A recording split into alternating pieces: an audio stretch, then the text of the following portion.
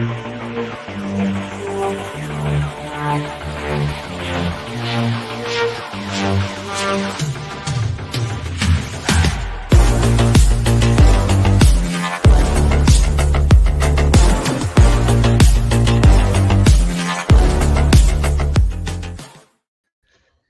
everyone, and welcome to the Collector's Table live on this beautiful Sunday afternoon, morning, night, wherever you guys are at. I appreciate everybody kind of joining the live today and hanging out with me and my panel. First, we got Kevin. Kevin, how you doing, man? Doing good. Coming off of the strong Star Wars week, and I know we'll get into that soon. But yeah, it's been great. Oh yeah. Today's show is going to be heavy into Star Wars, just because we just had May the 4th, right? So a lot of Star Wars news to go out, and I'm looking forward to discussing it. So, Justin, welcome to the show, man. What's up? Hey, everybody. How you doing? I'm good. Thanks for having me. I'm going to put you on a big screen for a second, Justin, because your background. Oh, it's a sick, mess man. in here, though. Man, it's a good mess. You can't see It's the a floor. cool mess. I got like 30,000 cards in the middle on the floor while I'm doing the eBay stuff and selling. Oh yeah, if you don't mind sharing, Justin, because I know we haven't done a lot of shows together, maybe one or two, but I guess you collect and trade sports memorabilia, or how does that work exactly? Just like cards. Yeah. So I buy the memorabilia and hang it on my walls. But like, I mean, if I open up, like one year I spent like 150 grand on these boxes and cases. You should never do that. You should just go buy the player you want, graded. You shouldn't do that because you're basically, it's like lotto. You're betting and, it's a waste of money. And every now and then you'll hit and you can make more, but the stress you go through and the anxiety, it's not worth it. So then you got to move it all. So now I'm in the process of having to move everything. Yeah. And I see. I know a couple of my buddies. I don't follow too much of sports. I kind of follow UFC a little bit. Wait now, or do you want to go out? Yeah, UFC's good. There's some people in there buy some of their cards and they go mainly for autographs and stuff like that. Out of like Panini Prism, stuff like that. I just see guys make a ton of money with that stuff. I'm like, this is crazy how much this stuff you can, but a lot of these YouTubers, they like to show you the ups. They don't want to show you the downs. They don't want to talk about the downs. They want to show the good positive part because that's what keeps their clicks and keeps it going. If somebody asks me, I'll tell you how it is, but because I'm not running no channels or none of that stuff. I post my stuff on Instagram, but that's just like my personal collection type stuff. Yeah, I got you. Well, that's cool, man. I think that's kind of cool, and I love the room that you got there. Is that your only room, or you got other rooms that you're collecting in? No, this is just my smaller room. I got another room. I just hadn't really. It's just got Batman stuff in it. Oh, okay. Like 10 Batman statues or something. Okay. But yeah, I don't know. Did you just get that? Did you just get that Transformer statue right next to you? Who's that? This is Rodimus. I'd got this one from Mike. When I went to go get another statue, he sold me this for a cheap price, but now I'm moving it because I don't want it. So I've got it on eBay right now. I think somebody just put one up in a group for like 1,700 shit. Mine's on eBay for like 1,300, 1,400. Shane, well, I know Shane's with us today. Shane, do you have this? He probably has it. He's working, so he might not be able to answer right now. I like my Grimlock. I like my Soundwave. They're all XM. I don't know. I don't have no ties to him. Yeah, I like Starscream and Optimus. I don't have them. I like the Gen 1 stuff. Gen 1 stuff is pretty cool. Yeah, this XM stuff is it's good material. It's cold. That Megatron on that second tier behind you. The Dark of the Moon. Yeah, I heard he's got some really good feedback from a lot of people that have him. My only problem is where his torso is, and you see under the neck where the hood and the chain comes down. Yeah. They got these little pieces that are probably like 1 inch by 2 inch, and there's two of them on each side. And how they package it, they put too much pressure, so they all make it come broke. So you have to re-glue them back. Yeah. But it doesn't look broke now. But you'd have to get up there with like a magnifying glass to see it. Yeah, sure. And I'll let Sideshow know it, and they give you like $100 or $200 back credit or something, and because you send pictures and stuff like that. I love shopping with Sideshow, man. They give you the discounts. They give you like I guess the Sideshow rewards program that they got is awesome. There's a lot of good statue companies out there, or distributors, that is. Like Marco from Collector Zone is a good one, and Todd from Spec Fiction. Those guys are all good guys, but I really do like Sideshow, how they give you those reward points. Yeah. That's better than nothing. That's right. Yeah. You guys got new pieces or anything coming in pretty soon, or what? No, I just got like $4 or $5 grand in cards I bought this week. Yeah. I can't stay off eBay. Yeah. Watching eBay, I have to keep 400 watch lists maxed all the time. That's a Predator statue. the Prime 1 Predator statue. Oh, yeah. Like this right here. Something like this. Something like that's like $3 grand. What is that? It's just a patch auto card, something like that. Oh, nice. And they're numbered to 5 or 10. Stuff like that. I buy stuff like that. That's cool. But if that's in basketball or football, stuff like that is 20 to 50 grand. Baseball just never caught up with it. The hype. Yeah. So. I'm play a little bit of background music here. Tell me if that's too loud. There we go. But that's funny. I mean, something like this is way more than than this, and you can just carry it around. I don't know. Sometimes I like that type of. Yeah. Yeah, it's not a space hog. Yeah, and I can go to a trade show and move it real quick, or a card type thing. Doesn't weigh 300 pounds.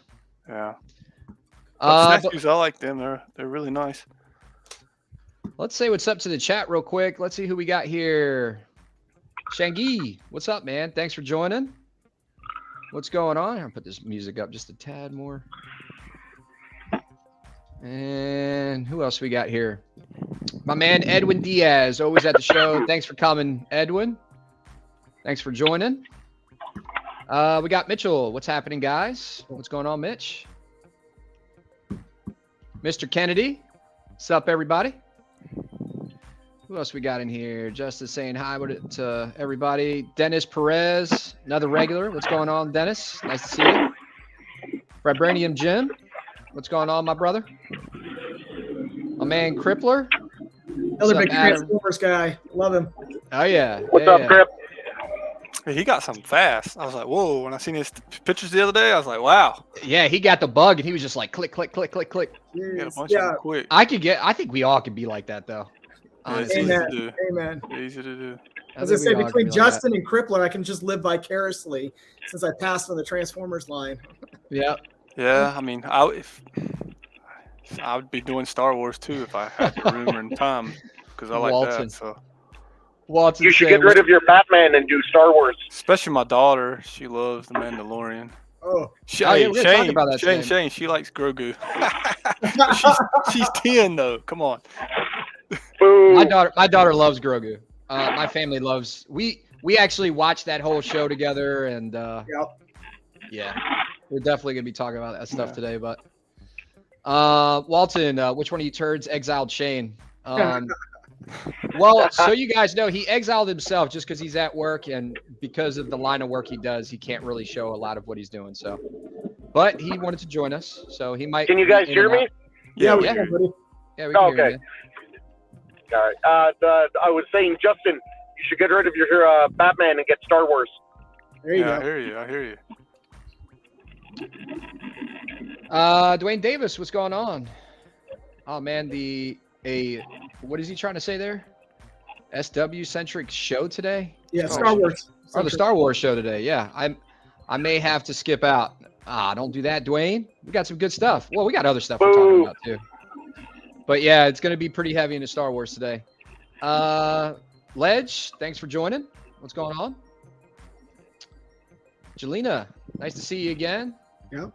She's starting to become a regular for sure. I think her and her husband watch together, I think, but I'm not sure. We already said hi to Ledge. Justin needs to knock down a wall. He's running out of space. Do you got a basement or anything, Justin? Or oh yeah, that's where my other area is. It's like 3,300 square feet. Got 14-foot ceilings. I got a full-size gym down there. Oh, nice. And I got storage and other stuff. But I get jealous with people with basements, man, because I'm in Savannah, Georgia, and we just don't have basements. And I'm like, man, I wish I had a basement. But I did get good news. I got a video online Not going to be doing an update probably in the next couple months or so. But I did a room tour when I first started taking over this man cave in here, and my wife has a section part of the room where she's really artsy. She does nails, and she does nails for a living, and she's really known for her designs and drawing and doing everything artsy. She's actually getting into airbrushing statues and stuff for me, so I'm starting to buy her kits, and she's starting to get into painting statues and learning that. That's anyway, great. Yeah. So long story short, we even got a workstation already built for her. But long story short, she's saying that she's moving out of this room, which is already a huge room, and she's moving all of that into one area. So she's going to give me the rest of the room, so I'll have even more space for statues, which is awesome. So I'm excited about that. More room. More room's always nice. Yeah. Sounds like a perfect spot for your Star Wars collection. I know. I was thinking that. Yeah, I was thinking about that today. Gotham Cinnabites, what's up, my brother? Thanks for joining. Chris Tron, what's up, man? Casual, nice to always see you, man. If I'm at a 7 or a 9, is the C spot? Oh, he's talking about the sweet spot for the volume, I think. There you go. Edwin Diaz. Oh, he's got a whole bunch of stuff like you, Justin. Yeah, it has to be. The problem is back in that day, it has to be like grade 10, certified before it's worth anything. When it's just raw and everything, it's not certified or authenticated. And even though it's probably legit, people won't buy it. Life Size Collector, thanks for joining us again. Hey, what's going on, guys? The show, this shows some good entertainment while getting all these Sunday chores done. Yeah, keep it on. Right. Get you through those. All right. Who else we got in here? Duck Rogers, what's going on, my brother? Thanks for joining. I'm just waiting on them to introduce Star Killer somehow. I know he'd have to be nerfed like a motherfucker, but it would be cool. Yeah. Well, it's going to be interesting with Star Killer because he's part of Legends, not canon. So Yeah. I don't know if what's they will. going on, buddy? Yeah, that'd be cool to see something about him. Because if they do that, then they could do maybe a whole storyline with Darth Crate, and that would be amazing. And Star Killer, that actor's still fairly young. He can just jump right into the role. So, yeah, I'm on board with that. All right, so I got a couple questions that I put together for you guys, and we're just gonna kind of start with this before we go into the pictures and looking at all the statues and stuff. And I kind of wanted to ask the panel these questions, but also the chat. Let me see if I can pull up these questions for us. So the first question for you guys: have you ever had a nightmare experience with shipping or receiving a statue? How did you handle it? You guys ever have a situation like that where you just had a piece and it was just like a complete and utter nightmare to either when you bought it or in the shipping of it, or you got it and you're like, man, this thing's broken apart to pieces? Right. That Megatron, like I said, that's the only one I had because it was on Sideshow Seconds. And so they shipped it in the styrofoam, but it was not an actual original shipping box. And then when they shipped it, they basically just come from Sideshow Direct. They just basically made their own little cardboard box. Didn't put foam in between it instead of front and left and right. If I ship a statue out or I ship something out or I get a brand new one, it comes with a foam, properly done and on the sides. It didn't have none of that. So I thought it was all busted because the box is all jacked up. And then that's the only one. But I only had the breakages on the torso there. But I think it comes like that because of how they've designed their piece. Yeah. What about you, Kev?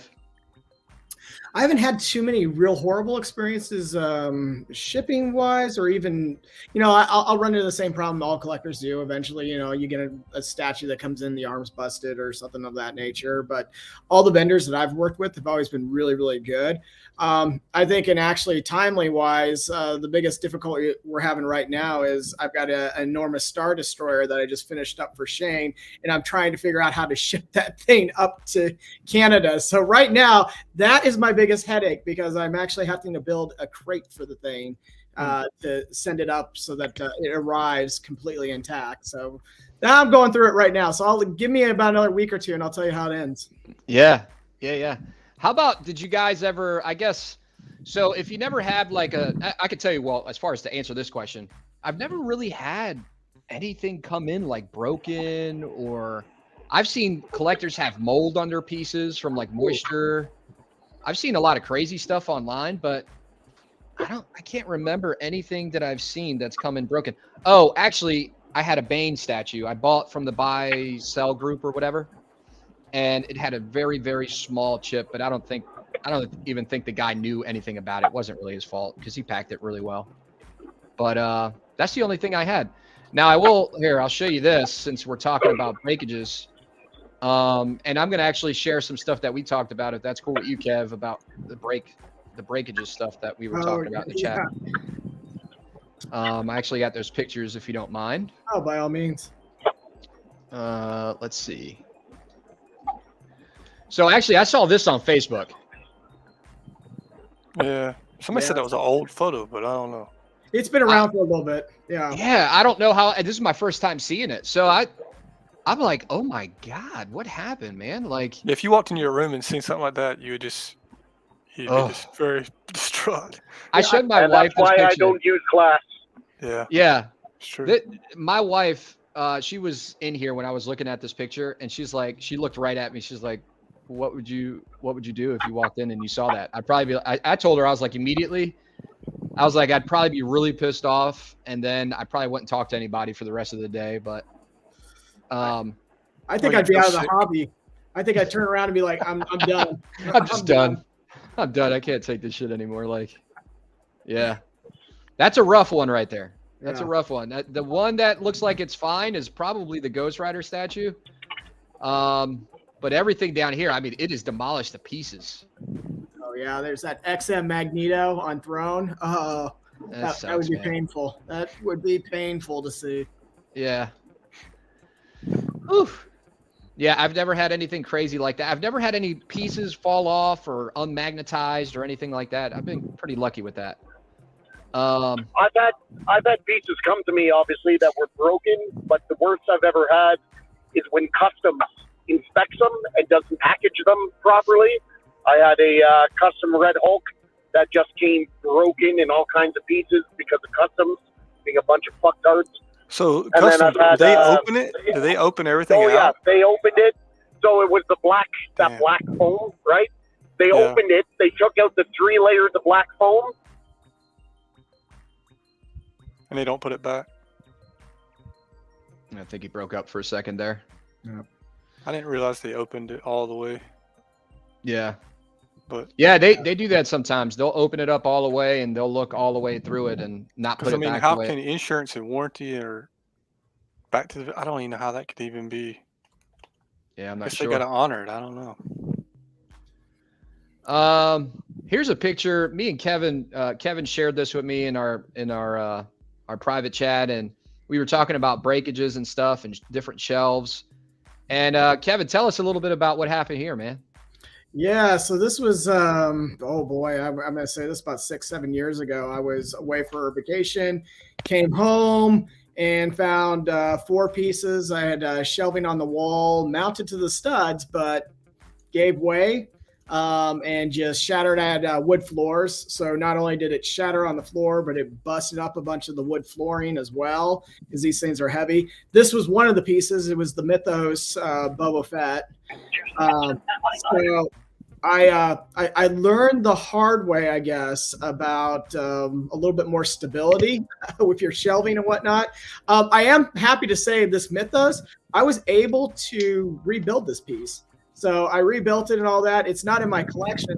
I actually ended up giving it to my nephew. I was never going to sell it or anything, of course, but gave it to my nephew. He still has it. I went and just got a new Mythos Fett statue, but I tell you, it was horrible. Like, part of it came down and destroyed the top of the visor on that Biker Scout helmet. Yeah. So, yeah, it was a rough day. Not as bad as what we just saw a little earlier, but losing like 4 statues just like that and having to go and pick them all up again. And then, like I said, I've learned, because as you guys have seen with my collection, I do have floating shelves, but I've learned what to do and how to really support the weight of the statues that we're getting in lately, going forward.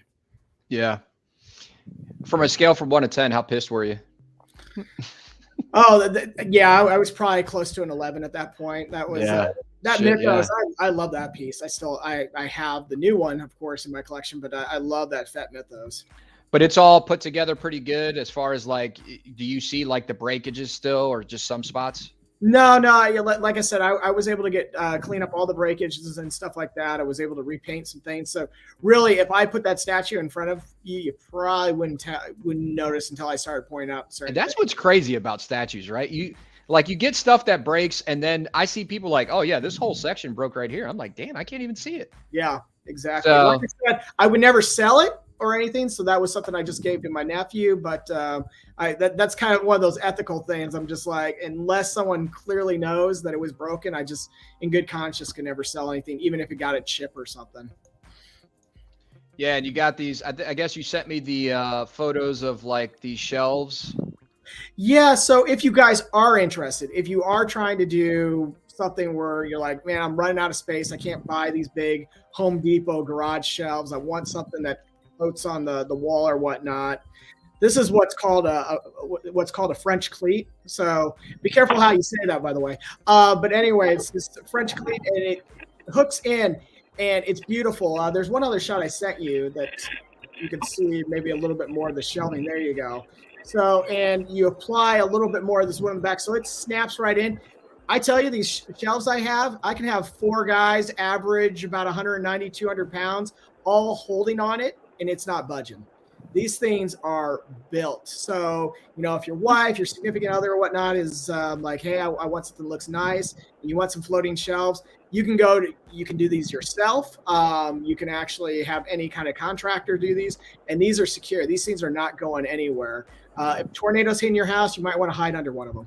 They're very stable. So definitely a quick little rule for you guys to follow if you end up going the floating shelf route.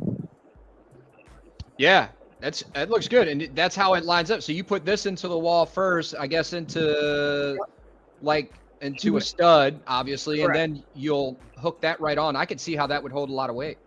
Yeah, exactly, and it's perfect. And then you put a casing right over it, just like a box casing over it that you can paint whatever color, and it looks beautiful. Yeah, very nice. And that's Crippler, there you go. I knew someone was going right there. I had respect. I knew it would be you. So yes. Again, French cleat. That's CLEAT. Yeah. All right. Let's see what the chat has. Had some small breaks, but nothing that was shattered to pieces. Yeah. Mitch, haven't had that happen to me yet. Yeah, I've never had anything like really crazy happen to me either. Jelena, for us, it's always a nightmare with shipping. Always cost a price of a statue. Yeah, seriously. Not something that was broken to pieces, but I received my Helsing Alucard with the break, but was only offered a $40 store credit. So I'll never buy from Figurama again. Wow. What do you guys do when you get stuff like from Sideshow and stuff? Every once in a while, they just say, "Hey, you can replace the statue, or we give you credit." Which route do you guys end up going? Do you live with the break and take the credit, or do you go, "No, I need the whole thing replaced"? That's probably what I would say. I get anal about stuff like that. If I could, I'd try it. You know what I mean? I'd try to say that, and if hopefully they would replace it. But yeah, I would probably say, "Hey, man, send me a whole new one." Yeah, especially if it came in like shipped, and I could see how something didn't get packed properly or something. Like I would immediately take a photo and send it to them. I think, don't they charge you shipping though? You have to pay for the shipping back. They don't actually give it back to you. You talking about for Sideshow? Yeah. I've never run into that. They usually cover my shipping if I have to send it back, or I have to destroy the piece that they shipped the new piece to me. Okay. If they try to avoid it, they might say something like that, right? They might be like, "Hey, yeah, but you got to pay for the shipping," and then the guy's like, "I thought it was stuff on like $2,500, $3,000 above because they don't want to eat that cost." Yeah, I might be wrong though. Life-size collector. My Queen Hulkbuster leg was completely broke off. Pain since it's such a big flight case. Took about 4 months, but I got my replacement last week and it's perfect. I'm happy for you, man. Yeah. Because that's a big piece. I've seen that Hulkbuster. I actually did a video on it where I went to a collector's house. That thing is pretty massive and it's very heavy. I wouldn't say it's as heavy as like 7 people trying to carry it and put it into place. I've seen some videos where they got like 15 people trying to put this thing together, and I'm like, it's not that heavy. But yeah, you definitely need, I would say 2 people would probably be a lot easier to put that thing together. I probably wouldn't advise that to be on one of those floating shelves I just told you about too. So. No. Yeah, don't try that on the floating shelf. It's like 220 with the base, I think. Oh, it's good. Like 180 without the base. Yeah.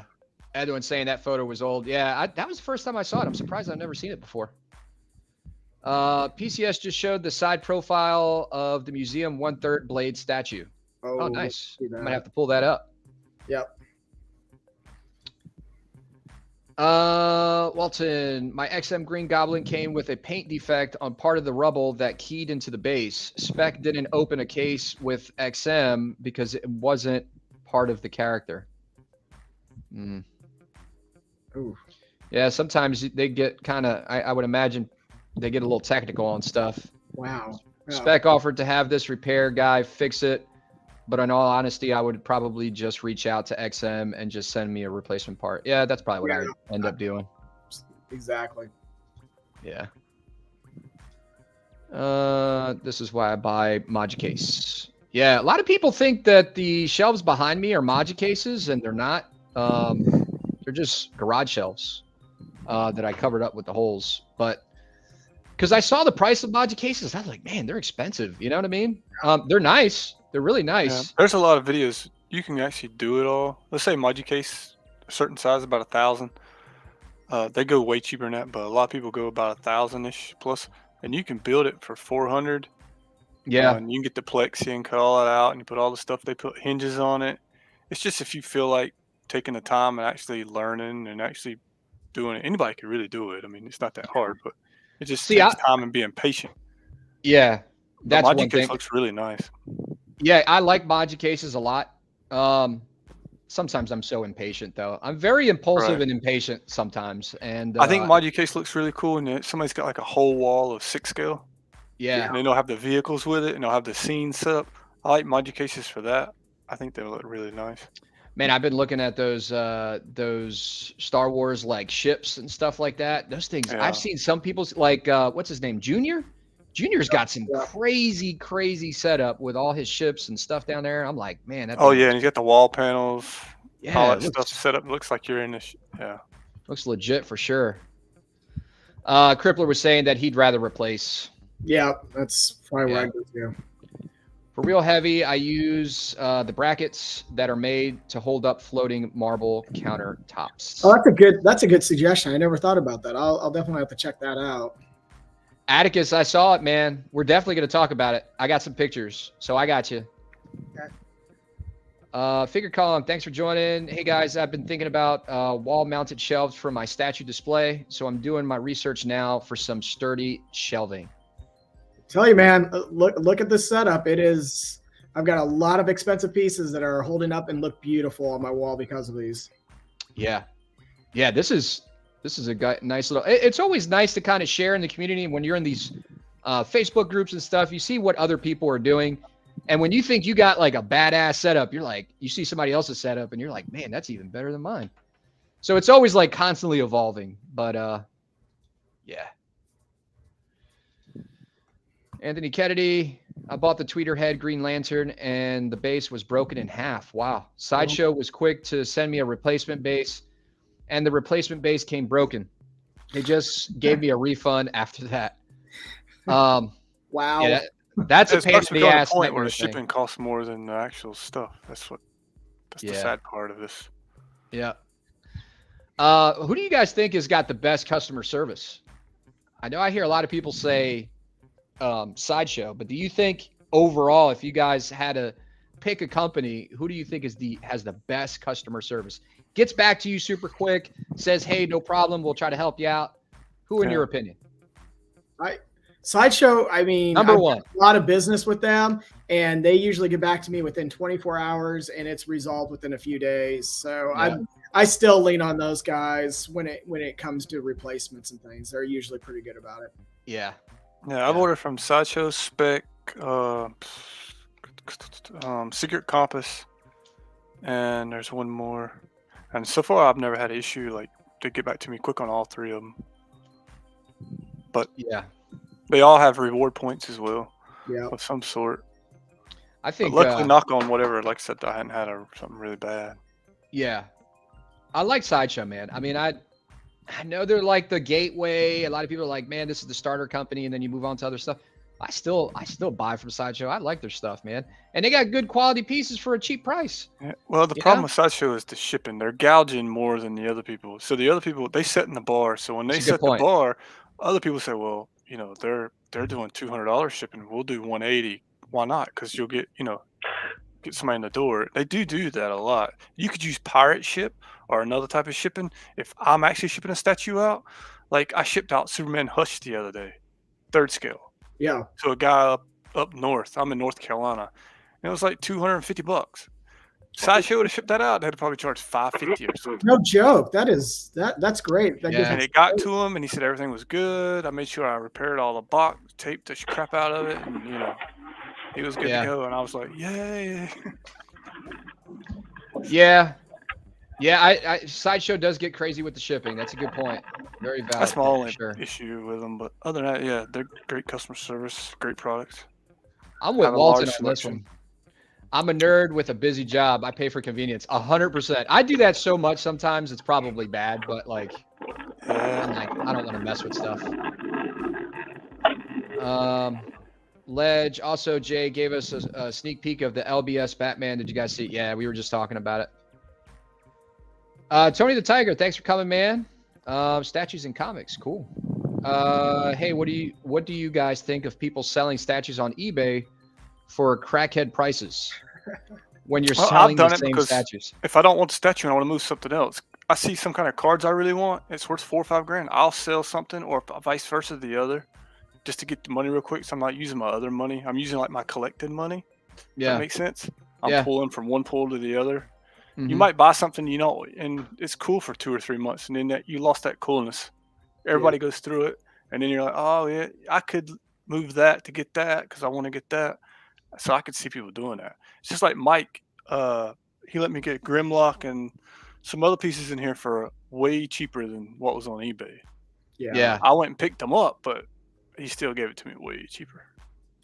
I stay away from eBay as much as possible. That's why I like communities like this, because when I buy a statue, I know I'm not doing it for an investment standpoint. I'm doing it because I love the piece. I want to enjoy it and stuff like that. So if I have a piece in my collection for a year or two, I go, I've gotten some enjoyment out of that. And when I go to sell it, I usually set the price to sell. So I usually never make the same way I look at it. Yeah, but I know it's going to go to somebody who's going to love it and is going to treat it well and put it in their collections. Right. I'm great because I'll get some money back that I will put towards something else and move forward. But I stay away from what I call evil day. I mean, those guys get ridiculous. Especially when you sell it. Let's say, well, if you do, they get a cut of the shipping. They get like 11-12%. Yeah. And then it's annoying. But then they if get a you couple don't give them a cut of the shipping and you set up a shipping outside of eBay to the customer, like I did on this last one, you have to send them like a customer receipt thing before they'll verify and all. It's a little different, but they do take too much %. Yeah. Tony the Tiger, I would say if people are selling statues that you're trying to sell yourself in like a different group or something and they got crackhead prices, I mean, it is what it is. That's always going to happen. I would assume with most pieces, not all pieces, but with most pieces. And if you decide that you want to buy from somebody that's kind of shady, and I'm not saying all guys that sell on eBay are shady, but there's a lot. Even on Facebook, there's a lot of shady guys on. There's scammers everywhere. There's scammers everywhere, but I mean, it kind of is what it is. I'm not the kind of guy that needs to desperately sell a statue so bad that it's going to be like, man, I need to try to get money for. Now I get life happens sometimes. You might need a little extra money or whatever. I just try not to put myself in those situations. So if it doesn't sell, it doesn't sell. Yeah, and then make sure they got good feedback. A lot of feedback. That's true. A lot of positive stuff. You Ask want to look references. for 95% and up. I really only do 100, but on eBay. But and go look at their list of feedback in the last 6 months. Yeah. And see what they've been doing. Maybe look at their store and see what they've been selling, or what they have. It'll give you a good idea. Yeah. Oh, Crippler's got a question for us. The real question is IHOP, Briggs, or First Watch for brunch? First Watch. First Watch. I've got an IHOP right down the street, so I'm going to go grab my pancakes there. Crippler says Sideshow easy. Kong, it is the best way. I go to donut over the salted eggs. Yeah, so anyway, I think most people are going to probably say Sideshow as far as like shipping and stuff like that, or customer service, customer service. Adam, it sounds like you're describing McDonald's. All right, so let's move on to the next question. I'm sorry if I didn't get to everybody here. I'm just trying to keep it moving so the shows are not as long as that they were in the past. I've been going with these 3-hour shows, and I'm like, man, I'm taking too long with the shows, but people have been hanging out. So, all right, let's see. The next question is, what's your process for deciding which statues to purchase? Do you research them extensively or make impulse buys? I'd say both. Yeah. You research the line and something, and you'll want it, and then you think it's cool, it'll go with this or that. But that you're getting it for might have been an impulse buy. So now you need something to go with it. Mm-hmm. Yeah. Or you'll see somebody put a video about something, or somebody talking about, and they get it in hand, and you're like, oh shit, it looks really good. Because the way they displayed it or the way they showed it versus what you see on a marketer or vendor's page. Yeah. Yeah. I could tell you, I could be very impulsive sometimes. I'll admit that 100%. The crazy thing is I'm really frugal about other stuff. And like with making sure everything is, everything is paid and everything is good. And I got my budgets. But wife, you can't have that. You can't have that to eat today. No, we got to get a statue. Yeah, no, it's never going to get to that point. If it gets to that point, you got to prioritize what you're doing with your life. But I'm not no one's counselor. But anyway, I can be very impulsive. Like with other things, I'm very strict on. But then when I get into the statue world, I go into the statue world, and I have an allocated amount of money that I like to spend. So really, when that budget's maxed out, then I just stop, and then I pay some stuff. And then when it's back to where I want it to be, then I buy it again. I have broken my rule every now and then when it's like a piece that I think is going to sell out super quick. And I'm just like, boom, I'm buying it. And luckily I got a very like supportive wife. She's like, I don't care. Everything is paid. We're good. You know what I mean? We're not rich by any means, but like I just budget my money. So she never complains about anything she never questions about statues or anything. Because she knows I manage that well, or at least I try to. But when I get in my statue world, I'm just like, I want it, boom. I want it, boom. And sometimes I pull the trigger a little too fast, and I'm like, what the fuck did I just buy this statue for? But I don't know if you guys run into this, but I do. It's the planning aspect of it. Since a lot of these statues come out, you don't really know when they're going to be delivering, right? So. Right. You PO and stuff like that. You're paying these things off. I swear to God, and I have to explain it to my wife all the time. I'll have like 4 or 5 land on the same week and just be like, oh, well, sorry. And she's like, did you seriously? Did you get all these? No, this one's been about 1.5 years out. This one's about 6 months out. This one. And so that's probably the one part that I get a little nervous when they all land at the same time. They show up at my doorstep. It's like, I got to kind of explain this one a little bit in all that process. But to me, it's always feast or famine. It just seems like I have some weeks out of the month where it just bam, everything hits, and then I go through a dry period for a while. Yeah. Jelita, to answer your question real quick, Venom Arise, I have that on PO too. Has it started to ship? No, I don't think so. I think I ordered mine from Spec. I'm not sure where you ordered yours from, Jelena. But it's saying Q3 of this year. I thought it said Q2, but I think it got pushed back. I think. but I can't wait for that piece. I'll do a review so you guys can watch it. Yeah, another thing with this question too is like, so sometimes it kind of sucks, especially if you're getting into a line. Like I'll give you an example, like the Turtles line, right? Is a really popular line right now. But when Raphael came out, it didn't really sell out right away. Like a lot of people were like, yeah, it's cool, whatever. A lot of people didn't realize though that you could put all those turtles together in one big display. You know what I mean? They kind of all display together. Mm-hmm. I don't know if you guys saw the picture of that. I probably got it somewhere. But they like Michelangelo's higher in the back, and then you got Donatello on the sides, and you got Leonardo. You got them all together, right? Yep. But in other lines, well, we'll use the Turtles for example.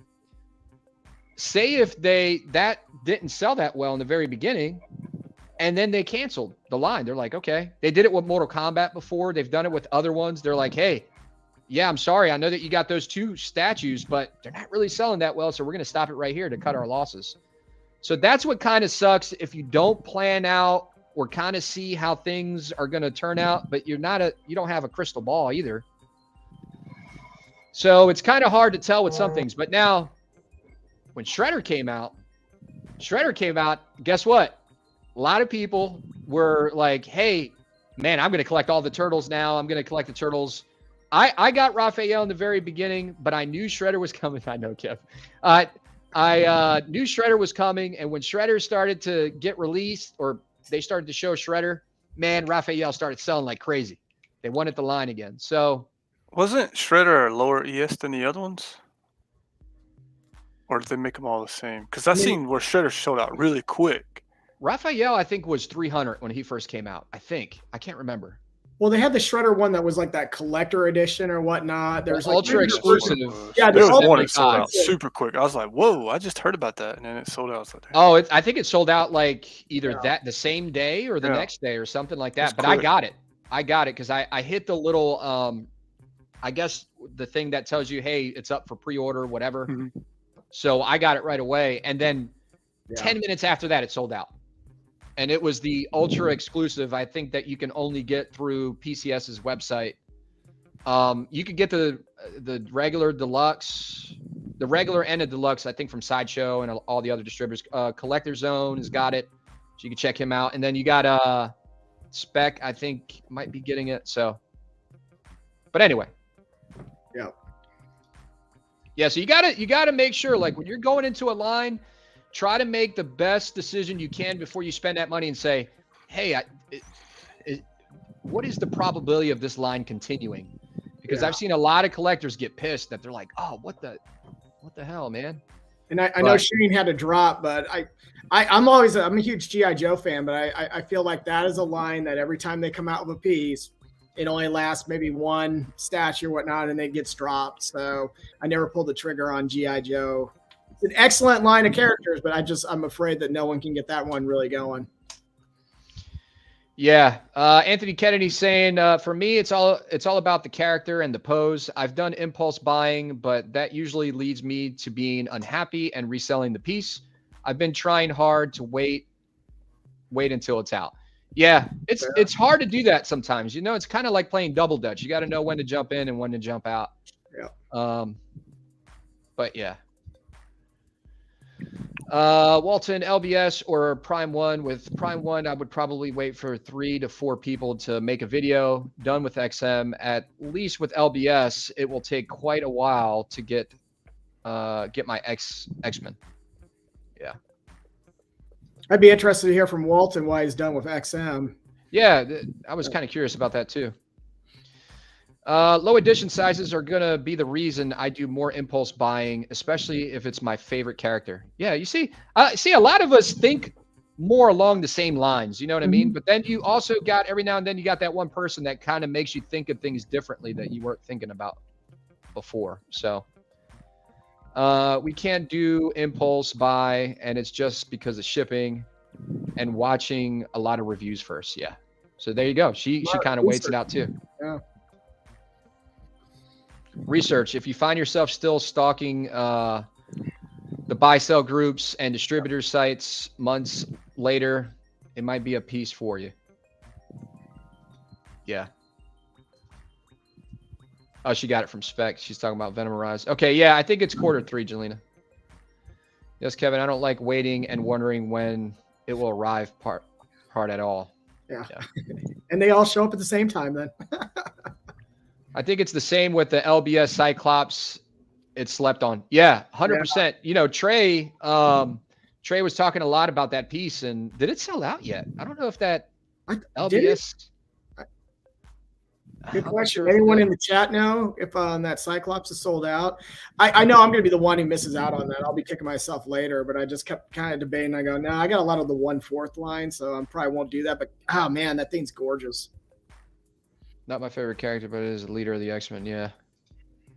I think Scott was supposed to come off as kind of like the boss, but it kind of gets on your nerves because he's always telling you what to do. I think that's just kind of his character. Yeah. Only the super duper edition sold out. Yeah. Yeah, on Shredder. Yeah. Payment plans help. I only get statues I have a connection with and what I ultimately like, which interests me. Yeah. X-Men took too many liberties with the costumes. Yeah, they modernized a lot of it, I think is what he's getting at. All right. Well, let's keep going through the questions. What's the most rare or hard to find statue you've ever come across in your collecting journey? That you own now or just seen it in person? What's the most rare, hard to find statue you've come across in your collecting journey? Let's say own. Okay. Let's say own.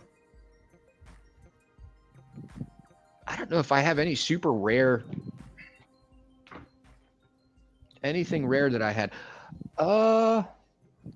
This is not like a crazy rare one, but it became pretty popular when I was reading the Guts mangas, and I had bought back in the day the Black Swordsman when he's holding the sword up on his shoulder, and I don't know if you guys know what piece I'm talking about. And then he's got all the guts on for the base.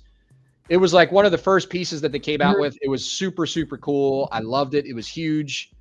And then I didn't display it quite right. So my love for it kind of fizzled off, at least I thought. So I sold it and I instantly regretted it. And I see the piece going for a lot more. Not a crazy amount more, but a good amount more for what I bought it for. But yeah, I guess that's kind of the rare piece. That's not really a super rare piece though. But it was kind of rare. Everything else, I don't know. I've never had super rare pieces. What about you, Kev? Have you had anything super rare? Well, a lot of the stuff, from a custom standpoint is rare just because it's one of a kind. But I'd still say, I think, I told my story a while back, but if I went back to Star Wars Celebration 3 when I was in Indianapolis and I met Sideshow for the first time, I remember one of the first things that they were showing, since you just had Revenge of the Sith coming out, was the premium format Grievous. So I saw that guy in person. I was like, wow, that is an impressive statue. I was all set to reserve it. And then we had our second child come along the way, and I go, no, I gotta hold back on that money. I gotta make sure, do the responsible thing. And that statue eluded me for years. And the price for it, it wasn't something I was going to pay. And finally, through a good friend about 2 years ago, I finally got that piece, and now it's the centerpiece in my collection on the Clone Wars side of things. So maybe not in the whole community, but that one was a rare one for me just because I had passed up on it, and I could not find a price point that I was happy with to pay on that piece, and I finally got him. So that one's going to always be in the collection going forward. Yeah. I wanted that we talked about it before a little while ago and a couple episodes ago, the Rebel Terminator. Yeah, man. And that one's going for a little bit more now too. When she first came out, it was like what, $500-600? But yeah, she was kind of a hard, I don't even know what the edition size was, but she was kind of hard to find. Is she up over 4 figures now? Is that the asking price? What's that? Is the asking price over 4 figures? Or are they asking over 1,000 for it? I'm not sure. I haven't really chased it too hard, but I've always wanted it. But I'll see it every now and then. What's his face had it? He's on the Batman statue collector. He's got the He's got his own channel too. I forget his name. I'm sorry, but he's got that Rebel piece in his background, and I think it looks awesome. Nice. What about you, Justin? You had anything that's like rare or that you could have bought or you did buy that was a pretty rare piece? Not really to me. I mean, it might be to others. Like the Grimlock was considered rare, and then the Shockwave up here. Yeah. Okay. The Shockwave, I think it probably came out at like 2,500. Now it's going for 8 to 10 grand. Give or take. Really? Oh yeah, if you can find it. Yeah. Wow, I never paid attention to that like that. Wow, 8 to 10 grand. Yeah, and then this right here, it's you still get this is about 5 grand. Wow. What's the edition sizes on both of those? I couldn't tell you right. I hadn't looked them up in a while. Okay. I just know that Shockwave, everybody wanted it. Oh, it's a massive piece. It's it looks little back there, but it's massive. Yeah. Yeah. It's got these massive tentacles going around, or the Crippler's flexing with his Dark Phoenix. Man, I so want that piece. I so want that piece. Yeah. That Prime's nice to it. He's got with the gun up in there. So jealous, Crippler. Congrats. Yeah. Queen Studios T800 Arnold bus for me. Okay. I don't know too much about bus. I mean, I know about bus, but I don't know like their edition sizes or what they go for now because I don't collect bus, but I've seen a lot of good bus. The OG Prime 1 quarter scale Black Swordsman. Yep, that was the one I said. Yep. Oh, the Death Dealer statue. Yeah, it's an old school piece. All right. Well, there you go. Let's see what else we got here. How do you determine the value of a statue? Is it based on the rarity, quality, or some other factors? What do you guys think? I basically look at like I'll go to a couple different spots that I know that are selling them, and I'll see what people are just listing stuff for, whether it's a buy sell group or like a real distributor. And then I'll kind of take an average and I'll be like, okay, that's kind of fair because that everywhere I'm looking, it's about that. Yeah. But I would say all of that stuff matters, the rarity, the quality, and all that stuff. What do you guys think? Yeah, supply versus demand and who's putting it up. And if you're seeing like 10 of them in 2 weeks on a buy sell group, then it's not that rare, Yeah. If you won't see one for like 6 months to a year, then or maybe even longer, then it's pretty dang rare. Nobody wants to give it up. Yeah, I think in general, the community all kind of gets a sense of when something comes out and it's just like aesthetically awesome. Everyone's just, this is the piece, and you can tell because most people won't sell it. It's hard to find. We just talked about Justin's Shockwave back there. I mean, that's a piece that it's hard to find because it's a gorgeous piece. Mm-hmm. So I think that the rarity just comes from the quality that is put into the actual piece of itself because people just don't want to part with it. Crippler makes a good point. I gauge the value on how much I want it in my collection. Yeah, just keep it short and sweet. Yeah, man. Collect what you love. Let's see. We're going to move on to pictures here pretty soon. Have you ever customized or modified a statue to make it look more personalized or unique to your tastes? Me? No. No, I don't get into it. I know Shane. Yeah. Yeah, he does a lot of aftermarket painting and stuff like that. I know we got some X-Men fans down here, and Shane has shown me his Beast that he got from XM. He got that repainted to kind of a lighter blue on the fur, and it looks gorgeous. Oh yeah, I saw that. Yeah, it's phenomenal. So I just don't know enough people, and even someone like myself who likes to do models and things like that and do my own painting, I'm still a little hesitant when it comes to statues, messing with those too much. But if you got someone who is really talented, power to you, man. Repaint those things if you can. Yeah. All right. Well, let's get into some of these pictures. I'm kind of excited to look at this right off the bat. Yeah, a lot of good stuff out this past week. Yeah. Let's see.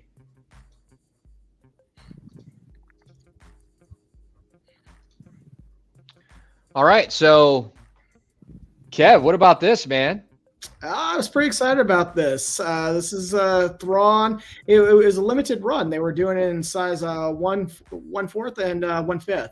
So obviously, this character is just going to become more popular once the Ahsoka series comes out, as long as they treat him right, and give him the love that came from the books and all that, and even the Rebel series. So I like it. I used to own NYC's piece. Shane now has it at his house, giving it a beautiful home. And this one just came out a little bit more dynamic, so I'm on board with it. I've reserved my copy, and fingers crossed it'll come out and he'll become a big part of the Star Wars universe. Not that he isn't already, but he's going to become a bigger part to the mainstream, I think, once the movie comes out. Or the TV show, I think this thing looks amazing. It looks badass. I think the detail's amazing. I think they got his look. I mean, he might not look like the Thrawn that everybody's used to exactly, but I think the paint looks good. I don't know a lot about Thrawn, okay? I know Star Wars, but I'm not like an expert in Star Wars. I don't know about this character he kind of like carries around. What is this character or this pet that he has? That's from the novels. I forget the name of the creature, but it basically mutes the Force around him, so he keeps it with him just in case he runs into Jedi or whatnot, because the Force isn't effective around him. It kind of it's got a buffer, if you will. That's so cool. I think they nailed his uniform. It looks really clean. Almost looks cloth-like. Yeah, it does. The texture, you can almost see from it. That photo. So in person, it would look even better. This is all sculpted, right? Yep, it's all sculpted. There's not mixed medium on this one. Man, this thing looks so good. I didn't get it. I thought about getting it, but I was like, I don't know much about the character, and I don't want to buy something that I don't know much about the character on. You know what I mean? And then I find out later something that he did that I didn't really care for, and now I own him. Right. But I'm looking forward to learning more about him. Man, this looks amazing. Yeah, the 1/4 already sold out. I'm pretty sure he's about to sell out on the 1/5 as well. So, yeah, Mitch is saying I know him from the Star Wars Rebels. Yeah, I'm watching that right now because I've heard nothing but good things about that show. What's up, Slifer? And the same guy making new characters for people to collect, though. I agree with you, Justin. They're expanding the whole thing, and yeah, this is the 1/4 right now that we're seeing with the base and all that. But even back to Mitchell's thing, if you like him in Rebels, the voice actor is going to be the actual actor in the live show, so you're not going to depart from the Thrawn from Rebels. This base, I mean, all the way down to the base, it looks cool. Yeah. Very clean, very simple, but it does the job, It doesn't look like it's going to be too big of a footprint, which once again, my collection says thank you. And what a great stance. What a great pose. Looks great. I guess that's the other torso that it comes. It's got a little stand with it too. Which again, I appreciate more and more companies are starting to do this, because I won't speak for everyone in the community, but I hate putting things back in the box. If it has a couple different head sculpts, I'd love to display them. If it's got a different port, things like that, I'm like, I want to display it. I hate putting it in the box and then just send it to my storage unit. Yeah. Man. Oh, let's see what else we got here. Yeah, man, I should have bought this, but I mean, the detail in this thing is crazy. For the price, the statue was selling for like what, 8 something? Yeah, it was around 800 mark, I think, give or take. Cannot beat that. Not nowadays, that's for sure. That is great the way they put that alien up there like that. Oh yeah. Yeah, I can't wait to see when you get this, Kev. We'll do an unboxing or something like that for everyone on that one. This probably could have been done maybe a tad bit better, but I mean, no complaints really. I mean, it still looks good. Yeah. Oh, going right into the big boy. Going straight into the big boy here. Shredder. This is the exclusive. It's got the platinum. So you got I guess a chance to get one of these platinum coins if you got the ultra exclusive. I'm still learning a lot about the different. There's like 3 different tiers, but it's super cool. I could put this up for pre-order, or actually I got this pre-order. Yeah. And then I know Kevin, you got this pre-ordered. Justin, are you getting this at all, or you into this? No? No, it's nice. I mean, I like the turtles. I played turtles all growing up, but no, I'm not getting them. Yeah. What I like about this is it seems like it's kind of that crossover from that original Shredder that we got from Eastman and Laird when the graphic novels first came out and all that. But then kind of it has that classic look from the cartoon. So I'm just like, I'm all on board. As what you were talking about earlier, Adam, I used to go, hey, I only collect a certain line. Second I saw this line come out from PCS for Turtles, I've got my Raphael pre-ordered, ready to go. Donatello. I'm like, bring me the Shredder. Now, if they come out with anything outside of the 4 Turtles and Shredder, I may pull back. I may just kind of go, that's the core. Maybe Splinter makes his way in. I don't know, but I think I'm going to limit. I mean, if they go down the Rocksteady and Bebop route, I'll probably be out. I don't need Crane and stuff like that, but I got to get it. Definitely in this. Probably do April and Casey Jones. You got it, exactly. And I'm like, I've got limited space, so I'm going to get the 4 here. And gosh, everything. Look at every little detail in the helmet and all that. I mean, they went to town on this thing. I love it. I love it. I absolutely. When you got that shot just right there and you don't show him, just aside, it makes me think of Ninja Gaiden. Oh yeah, it does. It looks looks really good though. Yeah. That's what I'm saying. This looks fantastic. I think they nailed it. Oh yeah. I think he nailed it for sure. And Adams killing it once again. Yeah. I mean, look at this stuff. I mean, because you said it exactly right. It's depicting Shredder perfectly, but he's got his own style to it. So it's like if Shredder was real, he'd probably look like this. You know what I mean? But yeah, you still see like the animated series. You could still see that, but it's also kind of like, it's just more badass. I mean, the purple cape and stuff like that, I get it. It works in the cartoon. I would not have expected it to work so well in like a statue like this. And it does. The whole thing pulls itself together real nice. And so is it sculpted or is it PC or do y'all know what the cape? I'm not sure. No, I think the cape's all sculpted. Yeah, that's... Some people were complaining about how much armor he has. I've heard some people complain about that, but it does not bother me one bit. I mean, that's what he was. Maybe you got a few more razors on, his pauldrons and things like that, and on the thighs right there. Yeah. I mean, it's menacing. You're not going to be close to attack him. Even the boots. I mean, it's like medieval boots. This thing looks cool. Yeah. Love it. Yeah, this is like right up there with that medieval Spawn for you there, Adam. Oh man, yeah, I can't wait for that thing. I'm probably gonna sport it with this portrait. Yeah, I'm not really feeling this portrait too much. I mean, this is cool that he's got this effect and it's kind of broken apart like that, but I like this one better. Well, even the details there on the one on the right, you still see kind of the claw marks that Splinter left on him and everything. It's just like, yes. This thing is gonna be a gorgeous piece. This is probably gonna stay in the collection forever. Yeah, Crippler's saying 100% like Ninja Gaiden. Yeah. Is it Gaiden or Gaiden? I always say Gaiden. I've heard it both ways. I don't know. Put it this way: we know what you're talking about when you say it. There you go. Fair enough. Play it all the time as a kid. I will not be getting, but congrats to everyone. That is, I think, in the end, will be the line to own. Yeah. Appreciate it. That's good, but I wish he was more ninja-like instead of samurai. I think it's a good blend. It's a mix, yeah. Yeah, I think it's a good blend. I like the Shredder. I just wish they did it in quarter scale. They might in the future. You never know. You said they are? No, I just said this was a fair assessment. Scale. I mean, if it was the 90s classic first film Shredder, I would PO it in a heartbeat. Yeah, some people like the classic and some people like, I don't mind modern stuff, like twist on what an artist does on some things, but man, stance is good and everything. Yeah, but Mitchell's going back even to that first film, and man, I love that first film. It's a little campy nowadays when you go back and watch it, but I remember in the 90s, I think I saw that like twice on opening day, just got right out of the theater and went right back in.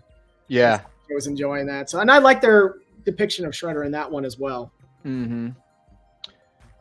Duck Rogers is saying, gonna get this one and have the eyes painted dark red. Oh, and nice. No cape. Yeah, I think he would look I think he would look better without the cape, actually. Grew up with the 03 Turtles, so Shredder has no cape for me. Yeah. I wonder, can you take that cape off? I wonder if you could take that cape off and there's no no pegs or anything. Something tells me it pegs probably right into the back of his shoulders, like a lot of those do. So something, yeah. I hope they make it so that you could take it off. It'd be cool, but I have a feeling it's going to have to latch in. I think if that thing's fully sculpted, that's got some weight to it, especially at a 1/3 size. It reminds me a little bit of like Magneto's cape or whatnot. Yeah, that's what I was asking what it was made out of, because the blue Batman cape I have, it's got a lot of weight to it. Mm-hmm. But the PVC version on the Fabok, where he's up in the air on the miniature house like setup, it doesn't weigh much. So that's what I was curious. But it looks good.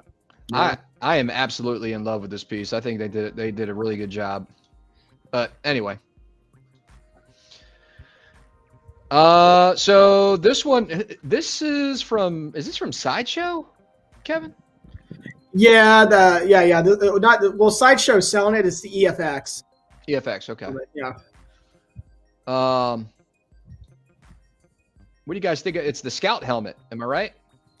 Yeah, Biker Scout helmet. I've been a little bit more critical of this one just because looking at the paint job, and I've said it on some of the forums, it looks like someone got like a rattle can and was like, oh, I'm going to weather it real quick. So this piece has taken forever. I know a lot of people who have had this on pre-order 3-4 years, maybe even more, and it's finally coming out. And to me, I feel a little disappointed for them.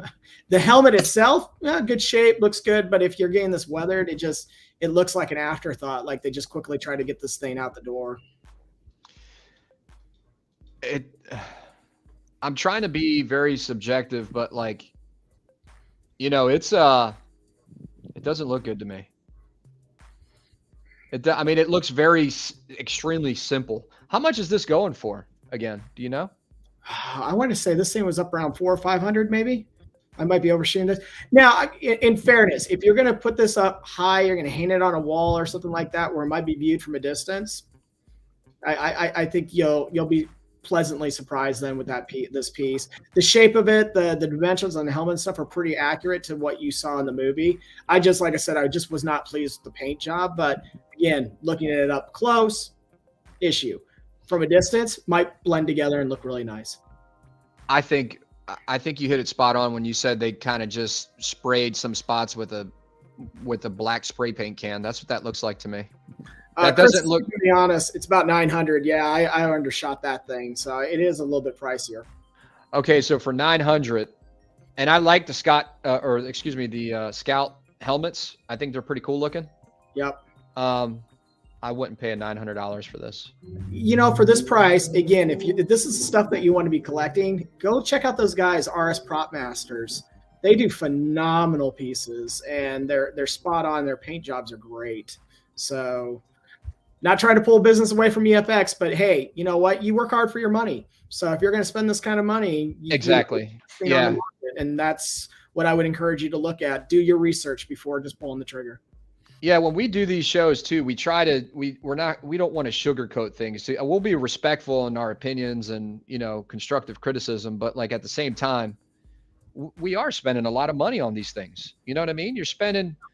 Justin's got thousands of dollars in that room, and so do I, and so do you. So it's so you gotta hold certain statue companies to somewhat of a standard to let them know in a polite way, hey, you can't just throw, and I'm not saying this particular piece, but you can't just throw anything out and expect people to buy it and show support for it. But anyway, yeah, I'm not too fond about this piece. I think this weapon looks absolutely just not good at all. It looks like it's out of a play toy, like a 5-year-old's play box. Well, it doesn't even have the trigger on it. This is bad. It's like, they rushed it just to hurry up and get it.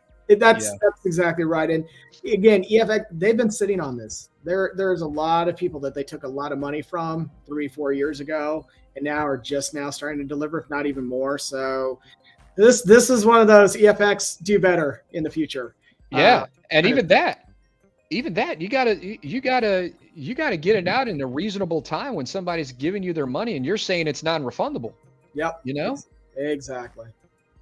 I bet you some people are like, man, I forgot I ordered that thing. Without a doubt.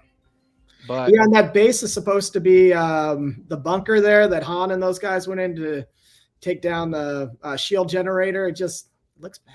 If you wouldn't have told me that, I wouldn't have known. I would have thought that's just the style of the base. Yeah. But again, not trying to rag on them, just being honest, guys. Yeah. Again, it'd be a good helmet. I'll keep saying it. If it's up on your wall, a distance away, it's going to look great. Dimensions are right. That's fine. This kills me. Don't put it on the base. This looks bad. This looks bad right here. But anyway. Well, I think this is the opposite of bad. I think this is absolutely gorgeous. It looks like it comes right off a coloring book page. It looks really nice. I mean, it's straight out of the cartoon. Yeah, or the coloring book. Yeah. Makes me feel like it's not real. I want to touch it. Yeah. Like, I want to confirm that this is a statue. Yeah. Like, it does look good. Or it looks almost like paper, like it's too good. Like it might be paper mache from, I don't know, from a photo to me. I think these two together look absolutely amazing. I saw this on a Facebook group. I forget where. The guy, I think, was asking about, hey, are we going to continue this line? And I think they said no. Oh. Who makes it? I think they said no. I thought it was PCS, right? Was it PCS? I think PCS did some of these, and I would love to get I've never seen one in person. Oh. Yeah. Quite a bit. I'd rather think the black helmet so I can wear it. Yeah. And punt tiny aliens. Yeah, so this is an excellent. I just wanted to highlight this for a second because I think they killed it on how this looks. I haven't seen them in person, but I mean, it just looks gorgeous. I think it was an excellent job. I mean, the animated series didn't do as well with the shading stuff, but this definitely looks like right out of the Transformers, the animated movie. And that was phenomenal. The artwork in that was just next level. Yeah. The guys are 12, 15 inches. Yeah, they're smaller. I would say no more than probably 15, 16 inches. Great pieces, though, whoever's got these.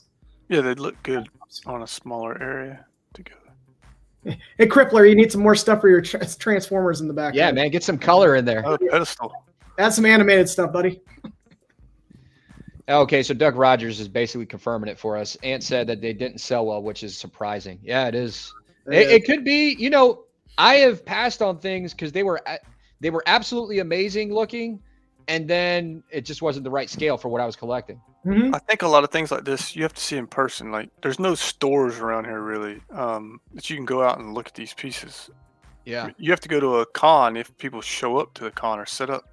I think stuff like this, if you got it in person, it'll sell well. But if you don't actually see it, put your hands on it, yeah, it's hard to move. I actually, I'm glad you brought that up for a second. I'm just gonna take a quick second to announce this real quick. So this Tuesday, I typically don't stream at all during the weekday, but we have Marcos from the Collector Zone. I haven't really done too much business with Marcos and stuff like that. We're kind of still learning about each other as far as like, you know, what he does and what I do and stuff like that. But he's coming on the show, and we're trying to promote his grand opening that he's going to be having. That's going to be so this week coming up, the 12th and the 13th. So I think that's Friday, Saturday. I'll be flying out to Michigan. The reason why I'm bringing this up is a perfect time because Justin said, hey, you can't really go anywhere to kind of see these things. Well, he's got his grand opening for his store, and he's going to have literally hundreds and hundreds and hundreds of statues there on display. Hundreds. It's probably going to be more than a con for sure. So that's the word that I'm getting. It could even be over 1,000 statues, but I know me and Marcos have been talking. He's going to come on the show Tuesday. We're going to talk about the grand opening. We got a lot of giveaways happening. We also have a statue giveaway that might be happening depending on if we get to 700 subscribers. That's coming from Rashid. You guys all know Rashid. He's giving away, let me show this real quick while we're on the topic. Let me share my screen again. He's giving away this Mojo statue. Oh, nice. This thing is massive for 10 scale. Mm-hmm. Okay. The only thing you got to do is pay for shipping. But once we hit 700 subscribers, he decided that he wanted to give that away on the show. I'm going to try to, if we hit 700 subscribers by today or by Tuesday, I'll give it away on the Tuesday show. I think we're around like 680 or 690 or something close to that. Anyway, so we're super close. If you're not subscribed to the channel, you have the opportunity to win this. The only thing you got to do, like I said, pay for shipping, but shipping is going to probably not be that expensive because it's a 10 scale piece. I think this character is pretty awesome. If you don't know anything about him, there's plenty of material out there that you can read up on him. But look at this for a 10 scale. Looks cool. We got a ton of X-Men fans in this group, so this is a good piece for you, man. Yeah, especially if you could just win it, right? So the way we're going to do it is, like I said, we're doing the show on Tuesday. If we hit 700 subscribers, we'll be giving this away. When we hit 1,000 subscribers, we're giving, let me see if I can, oh, no, we're not giving that away. We're giving this away when I hit 1,000 subs on my channel for that. And then Marcos on Tuesdays live is also giving away 3 $50 gift cards for his store, his online store. Okay. Well, I'm sure actually if you just go to his brick and mortar store too, you could probably still get it either way. So we're giving away 3 $50 gift cards. Plus Crippler said that he wanted to give something away on the channel too, which all these guys are being super nice. So I appreciate everybody trying to contribute. Crippler is giving away a $50 gift card.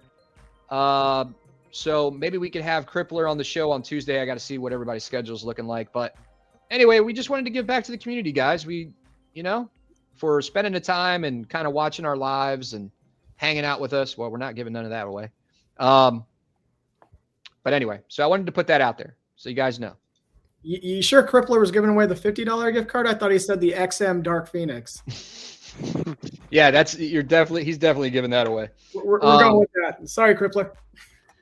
But yeah, we're gonna do it that way. I'll include the panel, everybody except for me. And if you guys decide that you want to pass it off to somebody, you can. But I'll even include whoever's gonna be on the panel. Justin, you're invited to that if you're not busy, and obviously my co-host Kevin. You're always invited. Be there. Looking forward to it. Yeah. So I think it'd be cool. Again, got to be subscribed. Got to be on the live. You win free shit. Can't really beat it. Or free stuff. Excuse me. All right. Where were we? We were talking about. Let's talk about some of these teasers. What are these guys saying? Grand opening on Tuesday. No, the grand opening is not on Tuesday. The grand opening is going to be on Friday. This week coming up, it's going to be on Friday or Saturday. A lot of us, it's going to be me, Sick out there. Gem Mint Collectibles is going to be out there with Fee. We're going to have PCS is going to be out there. PCS, there's going to be a couple statue companies out there. I'm telling you guys, it's going to be better than a con, I think. Because it's specifically just statues, right? The stuff that we like to see. I think Michael from Iron Studios, Pure Arts, we're doing a bunch of charities out there.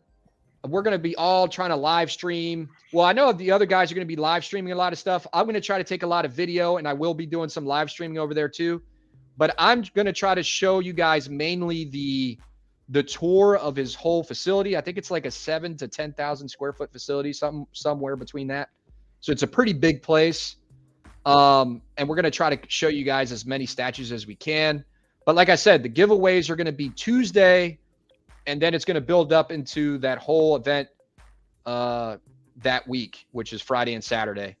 So next week's show, we're not going to have a show next week just because I'm going to be in Michigan with the camera guy I got going to be over there, and we're going to try to bring all this stuff to you guys. So if you've been looking at any statues and you're tired of seeing pictures of it, chances are you're going to see a video of it to kind of help you decide if you're looking at anything. So I hope everybody can kind of watch that. Anyway, I'll get off my soapbox.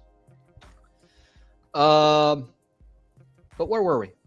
Let's see. We were talking about the helmet. Oh, yeah. We were on this. Pull this back up.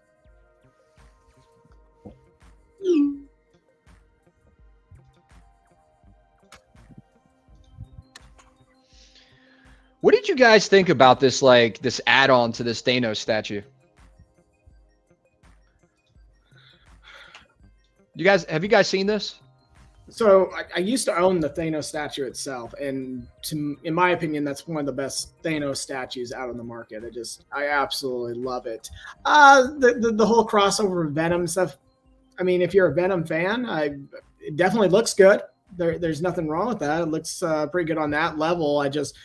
Not my thing, not what I would have gone for. But like I said, I know some diehard Venom fans out there. So this could be the combination that you're looking for, and a neat piece, and terrifying as hell if you combine the two characters. I know a lot of people were kind of like, oh, man, I don't think, you should Venomize it. So it was kind of split. A lot of people liked it. A lot of people didn't. Some people called it an abomination.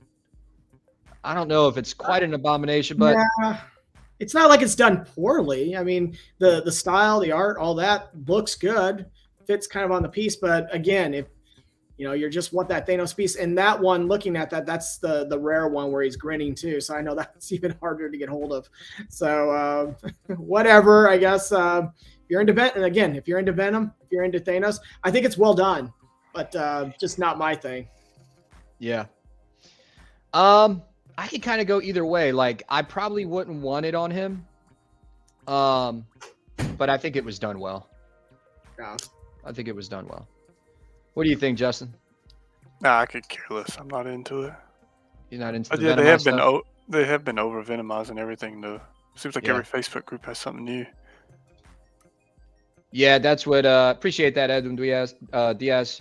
Sly for saying the same thing, Justin, is everything is being over Venomized. But I'm sure there's something for somebody, so I mean, Yeah, Jelena, she likes it. There you go. See? Yeah, like I said, I don't think it's, you don't have to like everything, but yeah, it looks kind of odd that that's Venomized and then that's Venomized. So like, maybe if you didn't do the portrait and you just did the hand, like it's kind of spreading onto his body. But it's got like two different sections that are Venomized, but it still looks good, I guess. I just wouldn't do it. Yeah, Ed wasn't there saying about the Venomized Batman. I seen that. I didn't like that either. Justin, do you ever play League of Legends? When it first came out, like the first 2 months of the game, and then I never did. I had a lot of friends that play it all through my years of gaming, and they streamed it. It was really big on Twitch. They was making a lot of money just streaming it, sitting there playing it all day long. But I've never played it. I've never played it. It's probably 25 years old now or something? Yeah, it's a super old game. Yeah. But me and Kevin were kind of talking about this, and we came across it, and we were like, man, this thing looks gorgeous. Oh, yeah. There's no telling how many rebrands of it, like, keep making it better and better and better and better because it's just so popular. Look at the snow. The snow is done really well. Yeah, a lot of how they get you on that is you're playing it, and people get into tournaments. Tournaments is really big, and you get this certain rating, and then you have to qualify for certain wins to get on up into the higher ratings. But how they get you on this is cosmetics. So you can buy skins for all the figures or all the characters that you play as. Of course. Yeah. And it's really big. People like to do that. Well, this is a classic character too, and I think it's like one of the starter characters as well. But when I was looking at it, the sculpt and all that is awesome.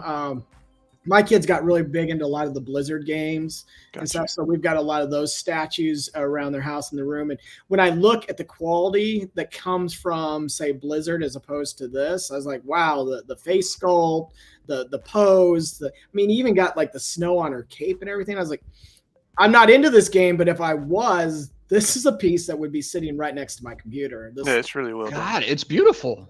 It's like we collect these statues, right? But this is a work of art. Mm-hmm. This looks great.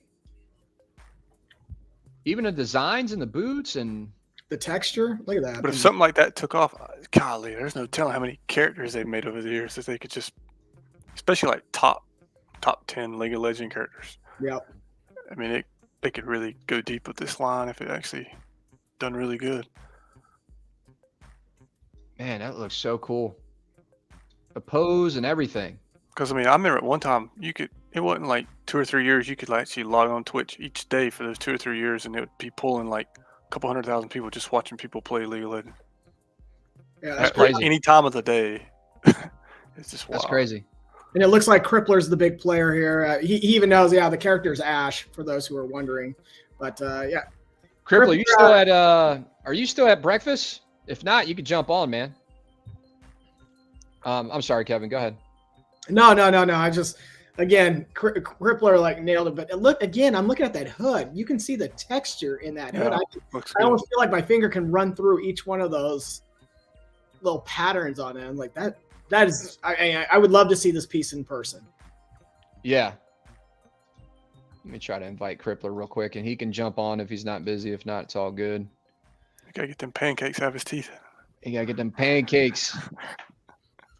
Let me see if I can send him a. Where are you at, Crippler? There you are.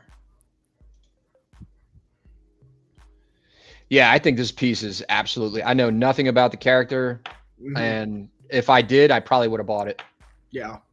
I mean, it looks absolutely gorgeous, this character. Adam, you keep focused on any other games. We got Diablo coming up in June, buddy. Yeah. Don't be messing with these other games. Are you playing that, Justin? No, I played the original 1 and 2, but I've looked at this one, but I haven't decided if I'm going to or not. Yeah. Never played. I was just thinking of other games like that they could make something like this at Diablo. I know they do Final Fantasy statues, but I don't think they've done them justice to like this level. Yeah. But I mean, Final Fantasy's got another. Golly, it's massive. Like when it was online, and then they made another online in 2010. They made this beta test, and then it flopped. And they gave us like a free year or two. Yep. And it just took off, and now it's like it's still going. Yeah. There's so many possibilities, but people have to buy it though. Super cool. Anyway, that's that one. Oh wow. We got the man Prince himself. I wasn't expecting that. Yeah, go from that to this, huh? This is another platinum exclusive. 25 inches. I'm guessing this is a what, 3rd scale? Yeah. I could be wrong, but yeah, it's got to be 3rd scale if it's 25 inches. I'm not into Prince, but he looks cool. Is that a mixed medium? It looks like it. Yeah, that looks like Kalon. This looks like mixed media. Yeah, for sure. I think Fatal will probably buy it. He likes Prince. Fatal would probably buy this in a heartbeat. I wonder if he's getting this. The head sculpt's good. I mean, the head sculpt is really good. Look at his hair; looks good. You know, even though I don't necessarily collect something, we can still appreciate it. You know, right. It's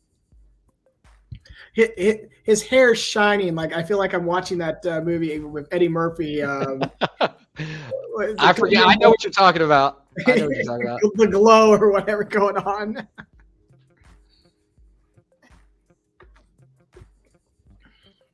All right, and then look at this one. They even got his little chest hair right there. Oh wow! Yeah. This dude probably got more chicks than anybody combined. They like him up in Minnesota, that's for sure. I thought this was cool.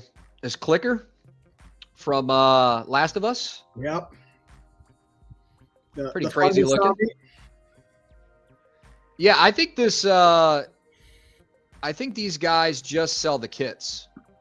Oh, you got to paint it yourself? Is that what it is? You got to paint it yourself. Yeah, I think. I could be wrong, but this looks crazy. Right. As long as you're good enough at painting, got that airbrush mastered. It says resin kit. Ooh. Yeah. Yeah, that's gonna take a little time to get to that level. It's a big difference. A big difference. Yeah, I mean, you know, you can always buy this and send it off to a painter, and from what I remember, it's not too expensive at all. I want to say it's under $200 or something just for the kit. I could be wrong. But it's because it's quarter scale too, so it's not like it's going to be huge. Edwin's my man. He called it out. Yeah, Soul Glow. That's what it was in the movie. Let it shine through. I just remember them all getting off of the couch and it just like these big wet spots. It was a great movie. Piggy's Picks. Thanks for joining, man. I want that Prince piece, and I am a fan of mixed media, but I don't really care for the look of the fabric he had on. Yeah. There you go. So there's definitely markets out there for a lot of these pieces. Fado is buying this and the one in the black. On the black. Yeah, Soul Glow. Let it shine through. Yep. Anyway, pretty interesting piece. Oh, I didn't even notice this down here. You got another face. Yeah, I didn't see that either. That's different. Did you guys like The Last of Us? I mean, I hadn't watched it yet. So I've been busy with other stuff. Wife will want to watch it, so I gotta. Yeah. I don't know. We watch like 30 different things. We're catching up on all the time. It's definitely a good show to watch with the wife. Like, it's a good Played pastime the with the wife. game, but didn't play part 2. But it basically tracks the game, so yeah. I know pretty much what it does. I was gonna say it'll be interesting because the second part that came out was a lot more controversial based on what they did to some of the characters.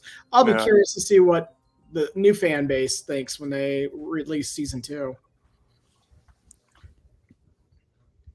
Yeah, I think they're doing a good job following the game. Yeah, without a doubt. Here's another one I saw. I'm surprised it's not sold out. Some people were talking about it in the Facebook groups. I'm not a big Pumpkinhead fan, but I think this was done pretty well. This is also done by PCS. It's been out for a while. You guys Pumpkinhead fans, or did you like Pumpkinhead? This, I was gonna say, this takes me back to the 80s when they had that little horror section. I was even afraid to look at the covers as a kid. So, yeah, this guy would be part of my nightmares.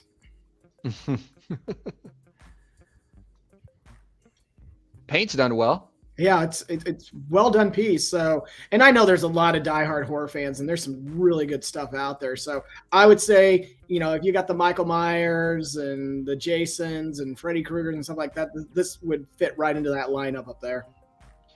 These nails are done. I think these nails are 10 out of 10.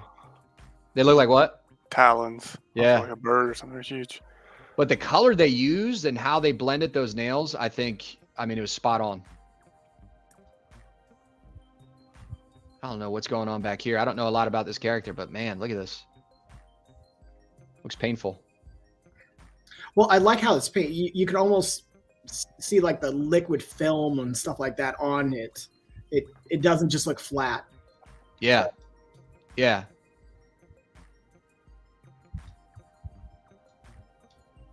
Does anybody know what this is supposed to be down here? No, my parents never let me rent the movie. So I'll have to go watch it. Mitch was saying Pumpkinhead was a good horror film. It's like the Wolverine and the Prince on bike too. Yep. Nice colors.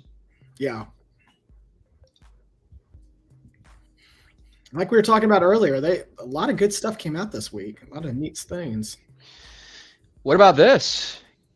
Oh, NYC, they were all over May the 4th. So Michael was throwing out a ton of stuff. Yep, this is that complimentary. Well, he did a Tusken Raider earlier. I think it was last year it came out, and this piece is going to complement it. It's the female Tusken Raider and child Tusken Raider. So as long as Anakin's not around, they should be fine. Very cool looking piece. Yep. Who is this supposed to be here? Right here? That's just a Tusken Raider child. Oh, okay. We saw images of these two in Attack of the Clones when Anakin attacked that camp. Yep. Yeah, he slaughtered everybody. Yep. Is that a piece you're going to be getting? Probably not on the Tusken Raider side. I already have the Tusken Raider piece, and it's a huge footprint, so I don't know if I can find room for this one. But if I did, I would definitely add it. Yeah. This one's got my attention more. So he's taking the character Hondo, which was first introduced to us in the Clone Wars series. And then he's lived in Rebels. If you've ever been to the Galaxy's Edge Park and in Falcon, Hondo is there running up the bill on you. So this will be interesting because we haven't seen Hondo in a TV show. We haven't seen him in the movies. You've seen him kind of live at the park, but this will be a kind of Michael's interpretation of that character. And I think it's great. I've always enjoyed the Hondo character, so this one will probably enter my collection. Yeah, it's pretty cool looking. Justin, you collect any Star Wars pieces or? No, I got the figures created in the casing. Mm-hmm. I don't know if you're aware of that. Like, you know how CGC will do like a comic book? There's certain grading companies that grade toys, the figures in the original boxes. I got that, I've Darth seen that Vader before. And stuff. But no, I don't have none of the figures no more. I had a few Hot Toys, but I moved them. Like I had a Darth Maul and something else, but I moved them before. Darth Maul is my favorite. He's my when I first saw that, when I was a lot younger as a kid, and I saw Darth Maul, and he was the one who really put everybody on with the double-sided lightsaber. Yep. And when was it Qui-Gon and Obi-Wan were like kind of running, and then those doors open and he's just standing there staring at him. He says like 5 words the whole movie, and he's ready to whoop everybody's ass. Yeah, you'll like that game because in that game you can do that same lightsaber. In which game? Oh, are you Jedi Survivor? Yeah, you can do that nice. same lightsaber, and you can deflect everything, or you can just push a button and take them all and go dual or go single. It's crazy. Man. You'll like that. You can build it, put out your own emitters in it. But man, yeah, this looks cool. Here we go. All right, you couldn't be a child of the 80s and not love the TIE Interceptor. I mean, these things were introduced with Return of the Jedi, and they just took the TIE Fighter up to the next level. Yeah. Love this piece. So, and Adam, you're getting on kind of the vehicle kick here too. So this is one you definitely will have to consider, man. But it's going to be tough because if you look at the base and you look at the wingspan and stuff, it's going to be hard to get like an acrylic casing that would fit over that. Obviously, you can't do that, so you're going to have it a little bit larger, or you're going to have a new base be built for it. So, God, it's so cool. It's a great piece. This one's going to be a no-brainer. Second it goes up for PO, I'm going to order this one. So NYC is safe to say this is a custom group. I guess it's a custom group, right? Yeah, you had back in the day, you had Master Replicas that had the license. They were doing the lightsabers, the blasters, and of course a number of the vehicles. And they lost that over time, and no one's ever really picked it up. And Michael over at NYC's finally started cranking some of these out, and everything that he's been putting out there has been phenomenal. So if you're really looking for a substitute for like the 1 to 24 scale or so, which is a good size vehicle, they're very close to kind of like the sizes of the props that they were using in the movies. You can't beat these prices, and you're not going to find a lot of options out there. Going back real quick, Resin Ronan, thanks for joining, man. The pumpkin head legs, how they reversed those legs, were used in the original Predator design. Then Winston scrapped it and later recycled it on the pumpkin head. Oh, wow. Now we got our fun fact. Very interesting. Saturday night, though. Oh, man. I'll have to hold it for a whole week before I can use it when I go out. That is interesting. I didn't know that. Very cool. Yeah. Anyway, thanks for that fun fact, man. This thing is, again, gorgeous. I think it's cool. I love space shit. I'm a nerd when it comes to like space crap. Oh yeah. But anyway, here's another one, Millennium Falcon. So we were just talking about Master Replica, and the Master Replica had their Falcon that came out. If you can find it, you are paying probably between $9,000 to $10,000 for it. So that's a hunk of change. I have the D'Agostini. Now that was a 2-year-long subscription where each month they'd send me parts, and I had to build it and then repaint the whole thing. But the electronics, all that works. It's great. It's in the similar scale.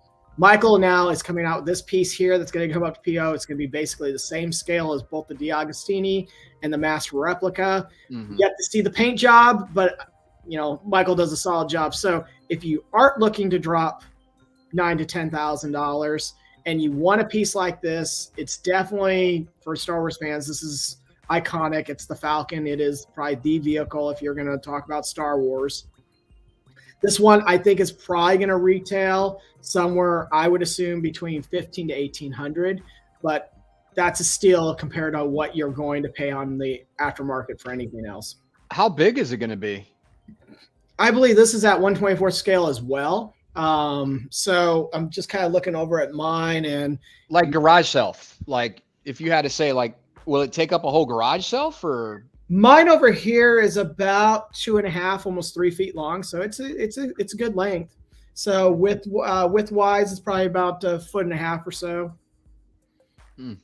So it'll be a big piece, but it'll take a good portion of that garage shelf right there. But it's a centerpiece. I've seen a lot of people make coffee tables and stuff like that where the piece is just sitting in there. So it's nice. Like I said, it's expensive to try to find this on the Master Replica one. So I'd highly recommend, if you want a Falcon, this is the one not to pass up. Man, there's so many things, so many different ways your collection can go. You got to be careful. Yeah, this looks great. I'm just glad that someone's doing this. I mean, the fans, so many people want these pieces in their collection, and these are hard to find. So yeah. Are they pretty detailed, like really highly detailed when you see them in real life? Oh, without a doubt. Again, Master Replica and DiAgostini, spot on. Every little detail was captured. So I'll be interested. This is a 3D model of a lot of that stuff, but again, I'm a huge champion of the 3D model because I've seen the detail that these guys put into this stuff now. It's not your filament type 3D models anymore. Does NYC take a long time to do their pieces? Like, does it take more than 2 years or? No. Matter of fact, I've yelled at Michael for it. I'm using yell loosely, but yeah, because his stuff cranks out so fast these days. Oh, really? I'll PO it and I'll see it within 6-7 months. So oh, wow. Okay. He turns his stuff pretty quick. So you'll get things, and sometimes, like I said, it comes in a little bit faster than maybe I even want it because I don't know where to put it. Edwin Diaz, Stan Winston also helped in the design of the Thundercats. Heck yeah. Such a great series. That's another series that I feel like every time they come out with Thundercat figures, they just can't get anyone to really buy into those to keep them moving. Yeah. So what is this ship called again? This is the that was the shuttle Tidarium. Okay. I think there's an actual official name for it, but that one shuttle they were flying around, they always referred to as the shuttle Tidarium. And again, Michael's about to roll this out, and this is the piece that I'm definitely picking up because no one has produced it outside of like Hasbro as a toy. So, and it is such a classic 80s kind of vehicle. I mean, even the front almost like screams that DeLorean from Back to the Future or whatnot. It's just kind of that style of the time, and I just love this piece. And as fans, you're going to get the opportunity. You can pick it with the wings up and landed, or you can actually have them extended out in flight. So, very nice options. To me, it's going to be hands down. It's going to be the in flight. I've got to have all the wings extended there. And thank you, Mr. Kennedy. Just the Imperial shuttle, and this is gorgeous. So, if you are into it, if you've missed out on the Hasbro toy or whatnot, this is the piece to get. Nice. There's another Star Wars piece. One with the battle damage right here. This is based off the animated cartoon, right?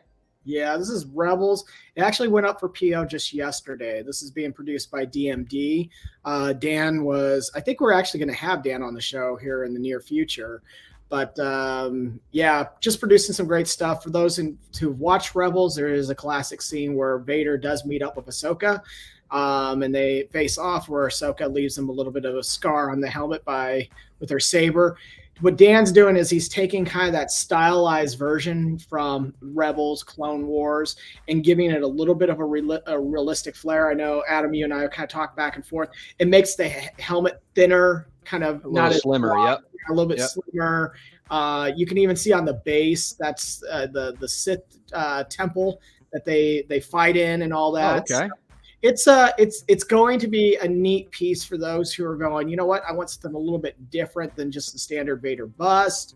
And it is probably one of the more iconic episodes out of the whole series. So to be able to have someone, Dan, come in and kind of capture that, I'm just hands down. I don't know where I would put a piece like this. So I'm jealous for all those who will be adding this to their collection. I want to say it's going to retail around $1,500 to $1,600. Might be a little bit more than that. Might creep up to the $1,800, but it's about the same price as what you're going to pay for a Sideshow 1-to-1 bust at this point. Is it a light up? Is this going to light up? I think it does. Yeah, that whole holocron and stuff like that should light up. But the nice thing Dan's doing is, again, he's throwing that separate base in there. So depending on which helmet you're displaying, you can also display the other one. It doesn't go back in the box, which I was just complaining about earlier. Yeah, that's cool that you could put that together. So once again, a lot of Star Wars stuff. Don't want to lose everyone on just Star Wars things, but it was May the 4th. So it was May the 4th. So Star Wars is cool. Jelena, thank you. Yeah, guys, if you haven't hit that like button, go ahead and hit that like button. I greatly appreciate it. Welcome back, Shane. Thank you. Here's a 10 scale Vader. A lot of people doing the battle damage helmet. Well, you even came off of the Kenobi series where we saw the battle damage there when Kenobi and Vader faced off. So, yeah, you're going to get a lot of those shots. And again, this is a great little piece right here. It's affordable, nice piece to add to your collection. Throw it next to your computer. It's very dynamic. Love it. The 10 scale pieces always have like the best poses. Yeah. But yeah. Look at that. Does it light up? It's got to be a light up feature then. I don't know. If it is, sign me up. But that might be just a stylized version of it. Imagine a quarter scale like this. Oh, yeah. That'd probably take my money pretty quick. So I ordered this. This is my new pre-order that I got.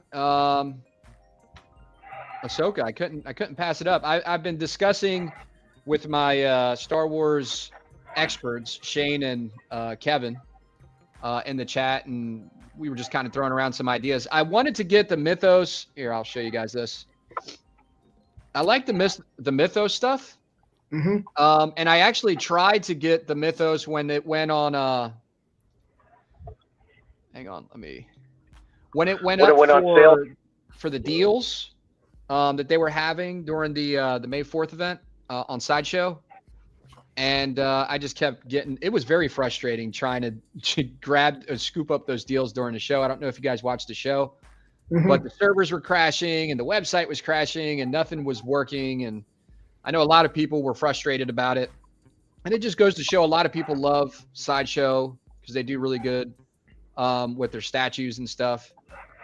So they had 5 of these, I think, on a sale, a flash sale. Basically, you could have got it for like $4 something.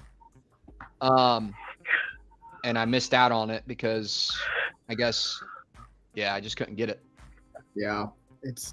But yeah, the Mythos. The reason why I didn't get none of the Mythos stuff, because they're a different scale. They're a different scale. I like the quarter scale stuff. Most of my stuff is quarter scale. So it sucks that he wasn't quarter scale. So I decided to go to more the quarter scale route. This is the Sideshow thing where they had it pop up as a sale. You got it for $480. I mean, that's a steal. Yeah. But yeah, I wasn't able to get it because the servers kept crashing like crazy. So anyway, let me go back to where I was. I'm sorry, give me 1 second, guys. So I got this Ahsoka, and I got it because I get the military discount. I got like $90 off, $95 off. you get a discount on anything, any first responders or anything like that. You get a discount on anything that's in stock. So I couldn't really pass up on that deal, and I decided to get her. Kevin, I know you own this piece. Yep. I'm very pleased with this. I have this one and the MYC. I might give this one just a little bit more edge, just because I think the paint work came out just a little bit better, and it's a smaller footprint. Real important right now as space is becoming an issue. But yeah, I think you can't go wrong with either one, to be honest. They're great. They really do capture the Rosario Dawson's. So portrait's great. Yeah. And this is only going to become a more popular statue once the new TV series comes out. So you'll be pleased. The only downside is the sabers don't light up. But no. Yeah. How often do people really have their sabers and all that lit up? It's kind of like one of those nice little features to have, but you don't really use them.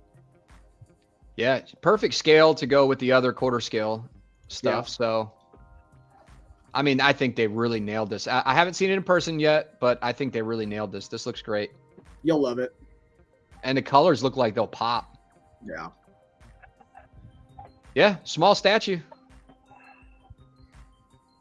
Can't wait for that. That should be here Tuesday. What I'll probably do is do a live. I'll wait until we're live, or we'll do a live together, and I'll unbox it on a live or something. There's no better feeling than when you hear from UPS. Nice piece. Oh, go ahead, Shane. I just said congrats. Nice piece. Thank you, man. Yeah, it is. No, I was just going to say there's no better feeling when you get that notice from UPS, DHL, or whatnot saying you got something coming. It makes my week. Yeah, I tried to change it so I can have it through UPS, because FedEx in my area, because these are like newly built houses in this area. Mm-hmm. So FedEx always delivers. I've had some. Actually, I'm surprised I didn't think about this when we were talking about the topic earlier. But I had the tweeter head, like this statue behind me. They delivered it to somebody's house completely. Somebody totally in a different area. And I found out where it was through a picture. I was looking around for it through a picture, and I found out where it was in a house. And it was raining that day, but thankfully they put these things in bags, and the box really didn't get ruined either. But I was kind of pissed that the guy left it on the side of the road where the mailbox is. Oh. And he didn't even put it up on the step of the wrong house. He put it like on the side of the road, like where you take your trash out, and it was bad. And it was soaked. But I'm surprised nothing got damaged. But anyway, so I'm getting this too. A lot of controversy about this pose. I so disagree with that. I keep calling this one my sleeper, because I didn't pull the trigger when it first came out, and finally I just go, you know what, I'm going to pick this up. I got it about a month ago, and this is a really good statue. I was really impressed. The chrome looks good on it. I love it. For my representation of the Mandalorian, this is a good piece. You're gonna love it, Adam. I don't know why more people don't talk about it. Yeah, it looks really good to me. It did kind of. I wasn't even thinking about the pose until people started talking about the pose, to be honest. I don't think it's as bad. It does bother me a smidge, but it's not like I'm not buying it because of that pose. But I don't think it's bad at all. And I think the colors and the armor looks very, very good. And I think I'm going to be happy with it. We'll see though when I see it. Yeah. The one thing I don't get, and I think it's a great looking piece overall. I don't understand why NYC, Iron Studios, Sideshow, why you have a badass bounty hunter like Mando, and they just make him walking all the time. I don't get it. What the fuck is the deal with him just walking? It's kind of a weird angle there, you see. It's weird. He's a bounty hunter. Make him do something, some kind of action pose, like what DMD's is doing, or even if it's a museum pose. But why is he always just walking? Yeah, that's true. I don't get that. It's not a bad looking statue. I don't like the walking. It just doesn't make sense to me. Yeah, if they got him on like maybe one knee and his other leg is like he's on one knee kind of aiming his rifle or his gun, or he's like something in a pose where he's holding out his wrist like wrist to shoot his wrist rockets or. Right, but he's always just strutting. Yeah. I don't get it. I still like it though. It's just, I wish it was a different pose too, but it's well done. Yeah. But I don't think that's gonna buy. Once I see it, I think Kevin's right. I think I'm gonna be completely happy with it. I saw the Iron Studios one, and I to me the paint pops more on this one, the armor and everything. Yeah, I'm not disappointed at all. Next to Ahsoka, it's a great piece. Yeah. I don't think this Mandalorian looks bad at all. Huge ES though, if it matters to you. Yeah, it does with certain pieces, like my Predator Alien pieces. ES matters to me, but like if it's something I really like, I'm gonna get it. And I got more of a connection to this this story because me and my family watch it. We like watching it together. Mm-hmm. So I think the kids are really going to enjoy it when they see it too. Yeah, Jeleena's saying you're right, Shane. Yeah, it just and like I have the Zion Art one, which I'm selling. It doesn't have the best base, but I honestly that's my favorite Mando statue. I really, really like it. It's well done. But I just don't get the walking. It just doesn't suit the character. And yes, I realize he walks. Well, everyone fucking walks at some point. But it just doesn't match the character for a badass Star Wars bounty hunter. I don't get it. Yeah. And the fact that 3 different companies, including a custom, decided to do it. And again, they're all well done. I'm not saying the statues are bad in any way, shape, or form. But what's the deal with the walking? Edwin says his jet rocket fuel is expensive, Shane. Yeah. Like he could give a museum pose. The Zion Art one's museum. Give him, like you said, aiming his gun or something like or his something. Wrist, like shooting his. He's about to shoot his flame. Well, I have seen the one shooting his flames. The DMD one is really cool, where he's shooting his rockets out, and it's very dynamic. That's cool. I would like to see the character. I would like to see the wrist up, right? The wrist up, and then like the rocket. Like the wrist where it opens up and his rocket comes out like it's about to shoot. You know what I mean? Yeah.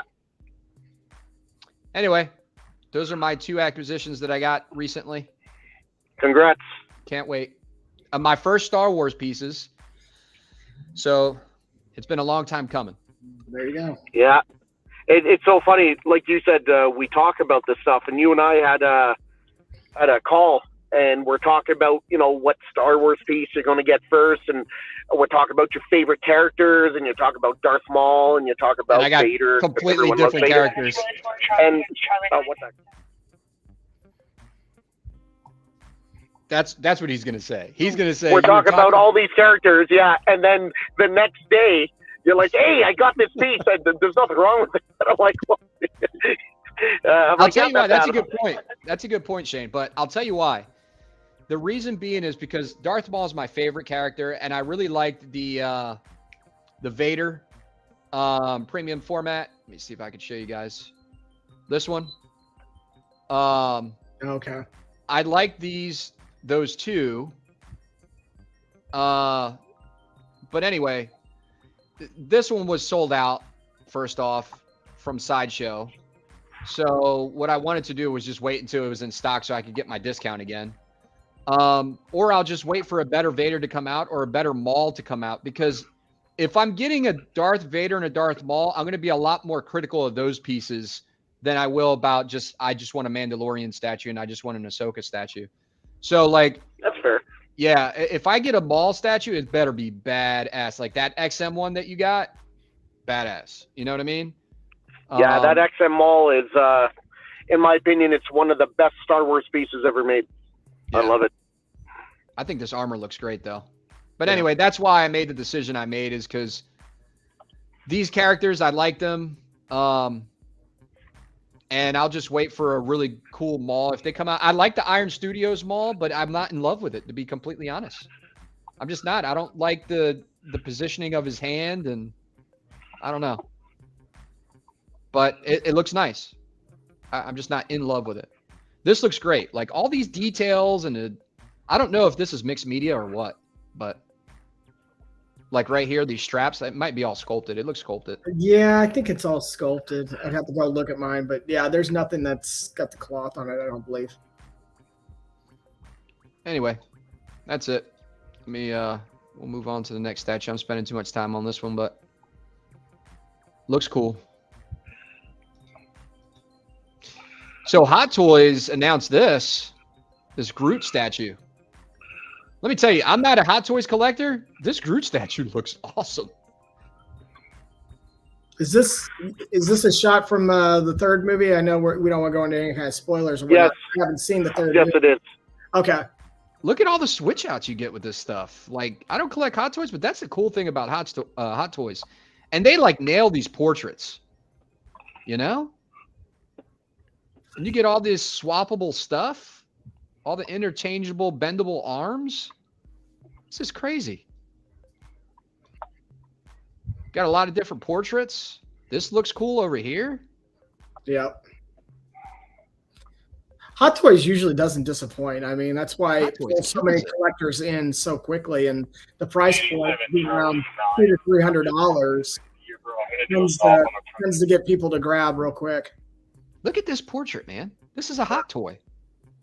It's crazy. I love their sculpts. You don't collect any more Hot Toys, Justin? No, huh? Yeah, I don't really collect Hot Toys either, but if you got any Hot Toy collectors out there, this is cool. Yeah, they look really good. They went from like $250 all up to $450 up to like $800, and then you can go to NR and it's like $900 up. So I mean, they're getting this. I mean, they're detailed and the sculpts, like you said, is really good. They're getting just as priced as a quarter scale statue, in my opinion. Yeah. Yeah. In certain instances, but I'd rather pay that money for a statue than if I can get the quality on their sculpts on those headpieces. yeah, Phenomenal. yeah, it looks really good. Yeah, this looks great. Look at this. This looks crazy. Shipping should be way cheaper on it, though. You would think. Hell yeah, it's probably like $30. You know what I mean? For a Hot Toy. Much. Yeah. What's the average? Anybody in the chat? What's the average cost for like shipping a Hot Toy? You would say any Hot Toy collectors? Let us know in the chat. I think my last one was like 36 or 33 or something. Yeah, that's what I was getting ready to say. I had Nightmare Batman was the last one I had. Does he come with Rocket? Rocket?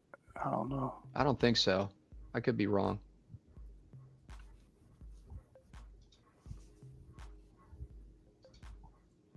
Yeah.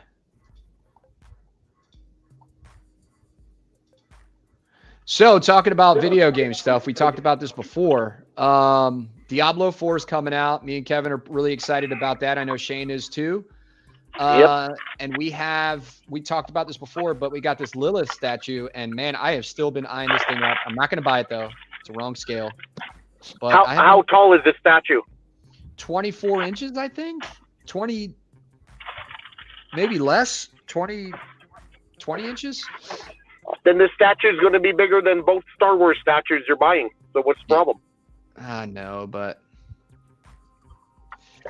man, this thing looks so good. What do you think about this, Kevin? Oh, I mean, first of all, the character is already so menacing in the game from the beta. Right. So, and when you look at the details and stuff like that, I love this statue. I have a feeling Lilith is going to definitely be a character that people are going to be talking about for a while. So she looks sick, man. Yeah, this looks sick. Look at the kind of like the veins and stuff already coming out around the eyes and around the chest area. It's just, yeah, this is sick. It's a great statue. It looks like this is a really cool statue. Who produced this? Blizzard. Okay, this is a Blizzard statue, so yeah. they're getting better. I mean, there's some hits and there's some complete misses, but this one looks like a definite hit. Absolutely. It's been out for a while. It's not like a new piece, but it's becoming more popular because of the game. Oh, and Look once at the back of this. that's things everyone's gonna be grabbing it. Look at the back. Luis Mendoza, what are you talking about right now? Let me ask you a question, Adam. How tall is your statue, your video game statue? I'm not even going to try to pronounce the name of the game. Jin Sakai? Yeah. I don't know. He's probably 20-something inches. Right at 22 inches, 23 inches maybe. So if you bought this statue, it would pair very well with that on the same shelf, and it could be your video game shelf.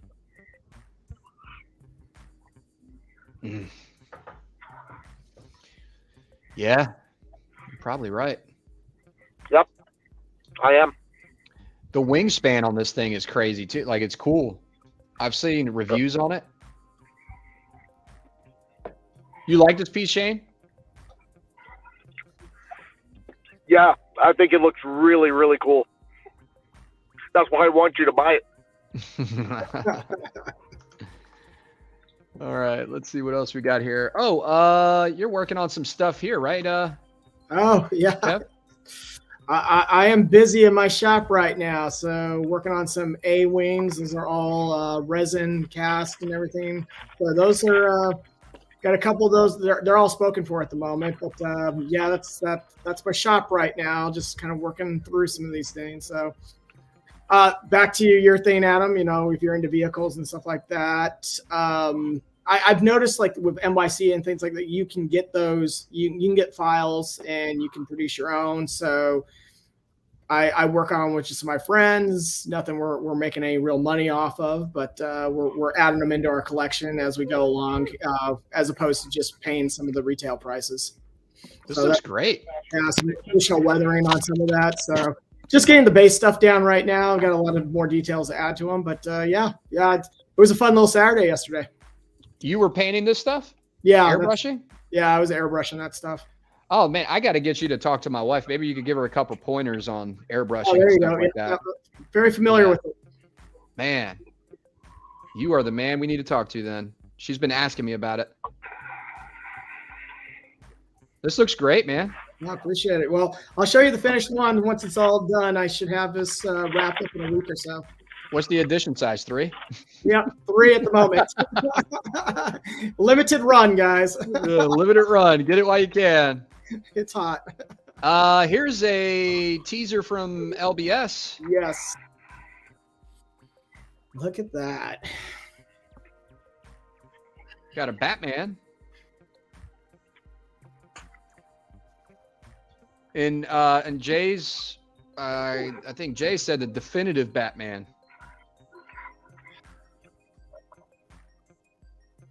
There's so many Batman statues, but yeah, I'm interested in seeing this too. That is looking pretty good. Shane, what's your thoughts? To me, it looks like the belt's kind of big, but it could just be me. No, it's big. It looks big. Yeah, it looks big. Just a tad big, yeah. But oh, there we go. There goes the pouches. I guess if it was real, right? That's how big the pouches would be. If any tiny pouch, he's like, what the hell is he putting in there? Yeah. But yeah, you'd figure that pouches should be the size to fit like a magazine, even though I understand he's not putting a magazine in there, but just for reference. Yeah. Yeah, see, I don't know if he's talking about doing 3 different uniforms or he's just thinking he wants to know what people think. If I had to say, I would like this utility belt on this body. Right. I was just kind of playing the mix and match myself here. Is this like an a la carte where we can kind of pick? Yeah. Which one would you like, Adam? I think I would like this utility belt on this body. I think this is a little bit too big. It's probably about 25% too big. And this looks like it could be, this is a little big too, but you know, if I'm thinking about how real it needs to be or realistic, this would probably be the size of the pouches a Batman would have. But yeah, like you said, if he's going to put anything worthwhile in there, it's got to be somewhat bigger. Otherwise, what's he putting in there? I won't speak to all the fans, but man, I like the beefier bat logo on that, and maybe that just kind of goes back to like Frank Miller and liking that initial style back in the day. But I like the kind of that beefier logo on the chest. Yeah. Luis Mendoza said 3 swap out torso starting from the belt up. Nice to know. Yeah. Yeah, but how would you do that with the different textures? Because these look like different fabric textures almost. They do. So, like, how would you take this texture to be on these pants or spandex, you know? I see where you're going with that, yeah. It looks like I mean, this is just renderings right now, so at some point, I'm sure they'll match them up a little bit better. Yeah. But anyway, I think this looks good. I think, like I said, I think LBS is doing big things, and I think they're doing really good so far. And it's going to be a great piece. It really people is. are definitely happy. Yeah. So yep. Keep up the good work, Jay. I'm sure Trey will have his soon enough. Yeah. Palpatine. Is it a teaser? Yeah, this is Palpatine. DMD came out with it. I think this is DMD. Now I think about it. So I just told you guys the story. I had some statues fall from the shelf earlier.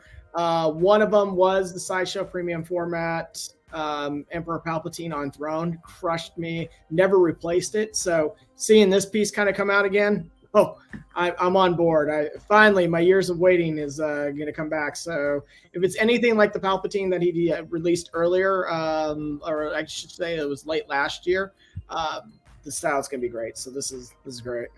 Some people giving you some props there for your stuff. Well, there you go. If you need some painter, airbrush guy, just give me a holler. I like the big pouches on the Dark Knight Returns vibe. It has a Dark Knight Return vibe, yeah. He's talking about that Batman piece. Yeah.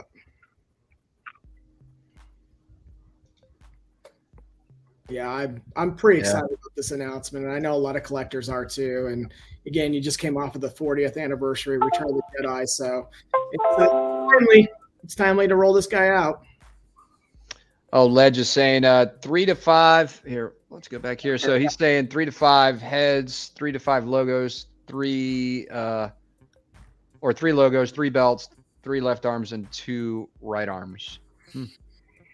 Wow. Definitely customizable. So yeah, and I love that. Keeps his price points pretty good too for all that stuff. So I'll be considering this. I guarantee you. I do like me about this one here. I'll be considering this. All his stuff is 3rd scale, right? Yeah, and it'll go right in line. I've got the Hush stuff, so I might throw this one in there as well. Yeah, I think this looks cool. Getting back to the Emperor, I can't believe it took so long for someone to do a 1/4 scale sculpted Emperor on throne.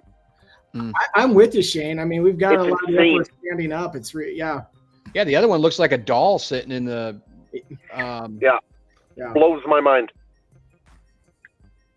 Well, this will be great, though. What do you think about this face?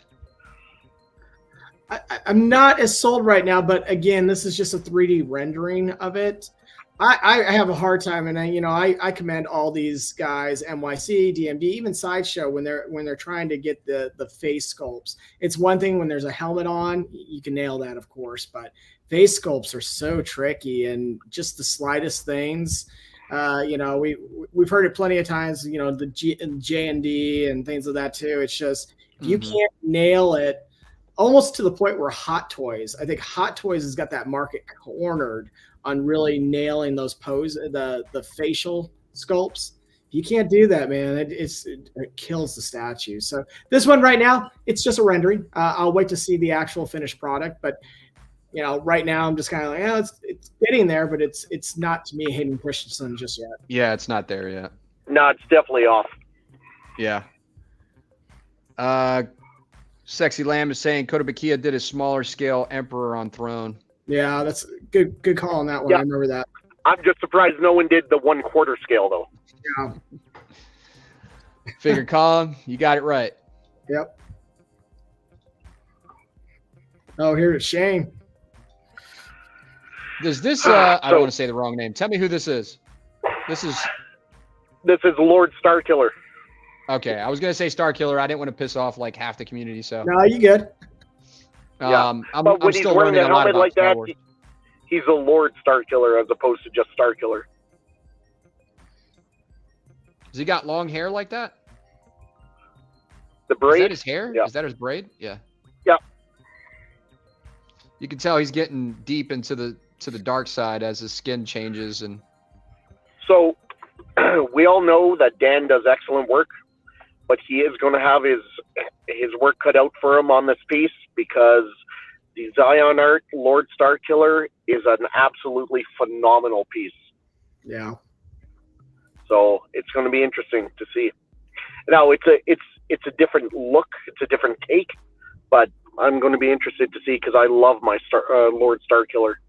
Mm. Another Vader piece. Yeah, life-size bust. Empire Strikes Back. So if you're not a diehard Star Wars fan, yes, every movie the helmets are different. So this is Empire Strikes Back. So if you're looking for that one-to-one bust, Dan has entered into that market, and this is a rendering, so we'll wait to see some final shots. But again, this could be a very, very nice piece in anyone's collection. Hey, let me ask you, Kevin, do you know why they went with a different helmet and a different look on Vader in every movie? Is there a reason for it? The same thing like with the Boba Fett helmet and stuff like that. I don't think back when those movies were being made, they were so concerned about just capturing the exact accuracy from the previous helmets. Okay. A lot of that stuff they didn't even have it in hand. It was destroyed or something like that. So they had to quickly reproduce something. I thought, and I know at first they didn't know Star Wars going to blow up. Shit, it almost didn't even get made. But no. I thought maybe he thought if it is going to blow up and anyone's going to be very popular, it's going to be Vader. So let's do a little different one every movie, and that way we sell more because people want different versions. Yeah, it really, and when you start looking at it, it comes down to the top part of the helmet and how that's shaped and all that. And it really, right. It was just, they were just going, well, we kind of have the dimensions. We know what it looks like. We have all the reference photos. We can do this up again real quick. Yeah, fair enough. Is this going to be a bust? Is this going to be life-size bust? Yep. Okay. Which I would definitely be leaning toward the one on the left here. What's up, Mark? I like that. It's a little bit more accurate to like the Clone Wars and stuff like that. The one on the left for sure. I was gonna say Shane's probably not a big fan, just like I wasn't a big fan of the one from the Book of Boba Fett. I didn't like what they did with the face. Yeah. And he wasn't dark enough. Yeah. So we'll see. Again, this is Dan here. Or is this NYC? I can't remember. Do you remember, Shane? This is Dan. Is it Dan? Okay, yeah. So Dan is just, man, he's busy, man. He is just printing. Oh yeah. Seems he's on like a roll. Yeah. Is this going to be a Vader in a capsule, basically? The Bacta tank? Vader in his Bacta tank. Not something I'm as interested in. I don't know about you, Shane, but I know a lot of collectors will find this a unique type piece to add to their collection, but it definitely not something I would probably throw in my collection at the moment, just due to space. I'm going to love to see it because it's so unique, but it's very niche, and it's not my thing, but it's very niche. Completely agree. Is Revan? Yep. Is this going to be a quarter scale piece? Shane, do you know much about this, or did he have to drop real quick? I know the Kucherik brothers are doing it. Obviously, they previewed it. I don't know much about it. I don't even know who they're making it for. Like, are they doing it for XM? Are they doing it for themselves, for a custom company? Are they doing it? I don't even know. Are they doing it for PCS? If they're doing it, it would probably be a licensed piece, right? If they're doing it, you think? I don't know. You would assume so. What do you think of the mask, Kevin? To me, the mask looks a little bit more stylized than what I've seen in the past. So, big time. Yeah, I liked how clean the original was. So this is a little bit more, almost has that Bayformer kind of feel to it. Yeah, no, and I agree with you. So first of all, I think it looks cool. I think it looks badass. There's no doubt. But Adam and I were talking about this just a few days ago. The Kucherik brothers are super talented. They did a bunch of work with Bowen back in the days, and I owned a lot of their pieces. big fan of theirs. Let me start off by saying that. But a lot of their work is like, in my own words, very over the top. Like when you look at their that Mythos Vader that they came out with, it's a cool piece, no doubt. It's well done, but it's just too much for me. Like it was too much battle damage. It's too much. It's like too over the top. It's too overdone for my liking. But personally, that's just personal preference. I'm not shitting on them at all because they do phenomenal work. It's just for my style, it's too much. And then the PCS Shredder looks amazing. I agree, it looks amazing. But for my liking, it's a little too much. I prefer a more toned down classic look. It doesn't have to be exactly classic, but it's just too much, too stylized, too modernized. And then same with this Revan mask. It looks really cool, but it's a little too much for my liking. So the theme here is too much. I like it. I like this thing. I think it looks pretty cool. I get what you're saying, though. I understand that it looks like it might have maybe a little bit more than like over designed a little bit, but yeah. And lots of people like that style. Obviously, like look how well the Mythos Vader is selling. A lot of people love it. And I'm not saying it's a bad piece. It's just not my style. It's not what I prefer. Yeah. Like I'll take Mythos version 1 over version 2 any day of the week. Yeah. So I guess this Harley Quinn is going to be shipping pretty soon. Kind of match with the piece I got behind me. Is this Tweeterhead? Who produces Tweeterhead. This? Yeah. Very iconic Harley Quinn. Do you have this piece ordered, Adam, or? No. I did have the quarter scale ordered. I canceled it because my lines are going a different direction, like Predator, Terminator. Yeah. Well, I still haven't gotten a Terminator piece, but like I plan on getting a Terminator piece eventually. Predator, Aliens, Star Wars now. So I don't want to go into too many. That's what makes me hesitant about getting the other things like the video game pieces, you know what I mean? And going down those lines too. And then we can't forget, I got $3,000-$4,000 Predator statues coming. You know what I mean? So it's like, that's a lot. I did just get this. Oh, look at that print. Nice. Oh, nice. Let me see. Yeah, Carnage. Very cool. Sorry, it's kind of a bad reflection. Let me take this comment down. Perhaps they did it great for the Mythos line. Yep. Yeah. So, and I got that to go with my Carnage premium format. I just got to set it up somewhere. So, really like this. I like how they did the red line, you know, the red and the white border and all that. Yeah, the little mat. Sideshow always does a nice job complimenting the artwork itself. So, but no, I'm with you, Adam. The more and more these lines keep coming out, if I'm going to keep going down all the different ones, I'm going to have to take a page out of Justin's book and start selling baseball cards. Yeah, because I got my allocation, right? So I got my allocation for my spending for my statues, and then I still got to remember, got a damn family. I got to take them out on vacation and do things with them. I don't want to dip into their stuff. So I try to stay, you know, a lot of people are like, man, you didn't get this, you didn't get that, you didn't get this. It's like, man, look, I ain't art. None of us are. Shout out to my man Art, though. Shout out to my man Art. He's a good dude. Let me take me off this big screen. But yeah, so long story short, not getting this. Canceled my quarter scale Joker piece.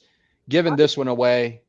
So I think this is a nice compliment to that Joker that you got back there. You know, I know over the time, it is. Harley Quinn's, you know, has evolved, but I kind of like the more classic anime / comic production of her. So yeah, I think if you got that Twitter head, I think this is that was a good compliment for it.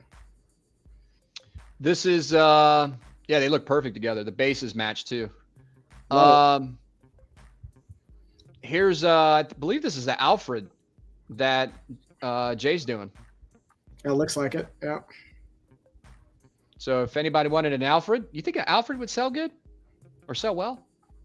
I mean, there's not a lot of him out there at the moment. I've seen a couple little variations of him that come along with Bruce or something like that. But yeah, not my cup of tea. But I probably, you know, there's a far more characters in the Batman world that I would look at getting before Alfred. But hey, if you're a purist and you're like, I'm all in on Batman, well, of course you got to have Alfred.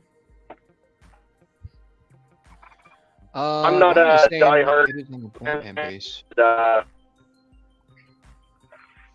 What do you think, Justin? You got a lot of Batman? Yeah, I was gonna say Justin's Batman. All right. How I look at it, I can get another Batman piece, like another actual Batman. I don't go into Harley Quinn and Joker and all that stuff. I'd rather just I'm like in cards. I'm like a player collector. I stick with that one guy, and I got like 2,000 of his cards. So I would go straight Batman and just have every Batman. I know other people want to do the line, but I'd rather just have the more Batman, the more I can get. Justin, I know, we're talking about stats and stuff, but since you just brought it up, so what's the one player you got the most cards of? Who's your guy? Mike Trout and Mickey Mantle. Nice. Okay. Oh wow, and Mickey Mantle. Okay. So nice. I just diehard player collect. They're not gonna be worth nothing. Some of the common base ones, but I get it because there's a registry and you can build up the rate and get out. It's like 4,000 or 5,000 different ones. So I mean, it's taking forever to get them. So. Next level collecting. Obsession. Love so it. Ryan is saying it's not a separate Alfred. It's part of a Batman base. So. Okay. That makes more sense to me. Yeah. Same here. All right. Let's see. I think we covered everything there. Stop sharing my screen. Yeah. So that's all the pictures. I don't want to make this too long-winded. We're already kind of going a little bit longer, but hey, Adam, I shot you a photo in the chat real quick. Why don't you pull that up? I know some of the guys were talking about it earlier, and it just hit the web here. That blade. Yeah, I just saw that.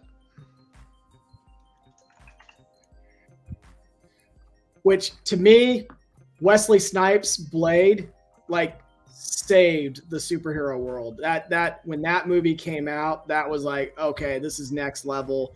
We're in. Buckle up. How much did Rashid send you to say that? How much did he pay you? I can't disclose that. Nah, I'm just joking. I hear that a lot about him, so I was like, oh man. Oh, I love Blade's awesome. Blade. Yeah, I watched that so many times. I got a couple. Somebody sent me some other stuff too. Jason sent me something, so I'll share that here real quick. Sorry, I didn't see that earlier, Jason. All right.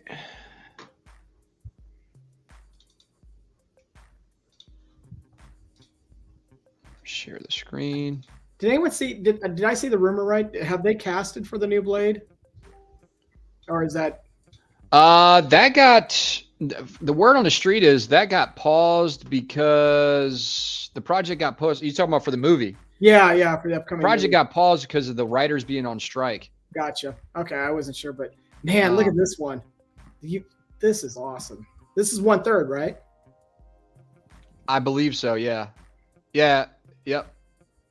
This is based off the Midnight Suns too.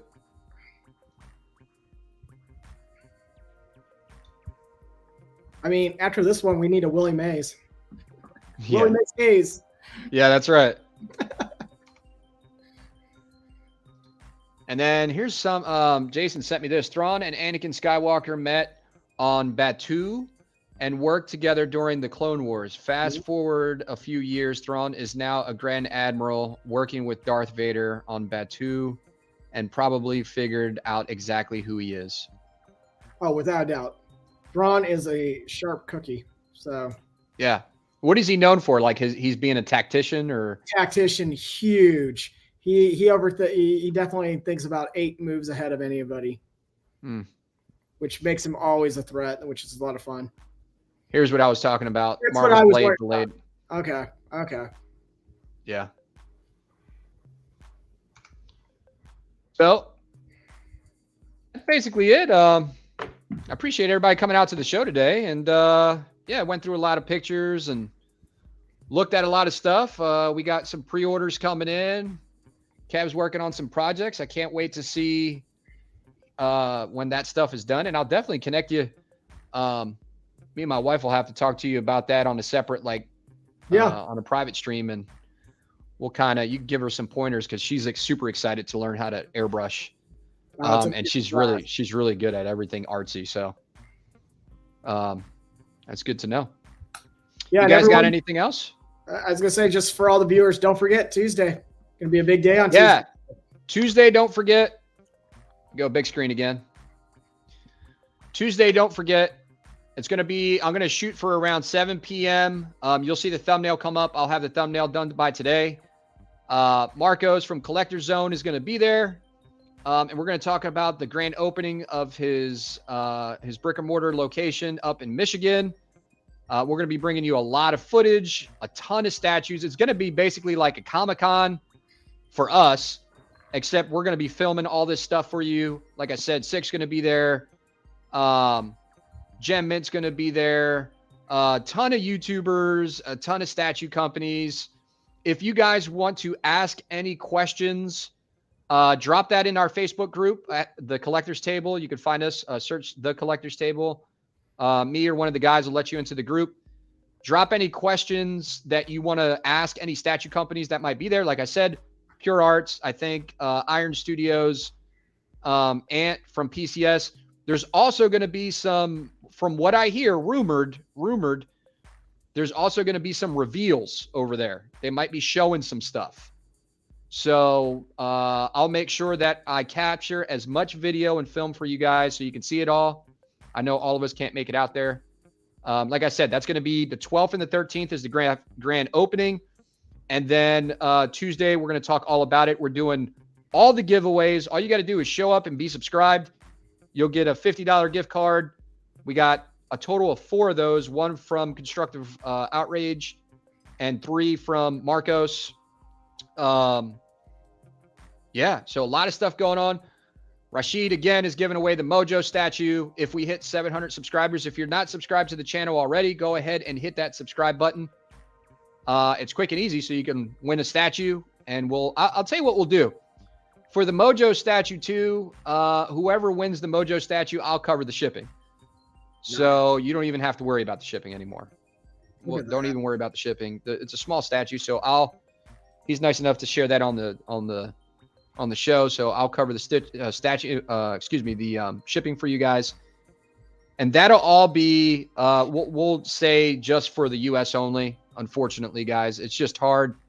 I've tried to ship like giveaways outside of the country before, and it's a little bit harder. So anyway, that's what we got going on. I think Astro's going to be there too.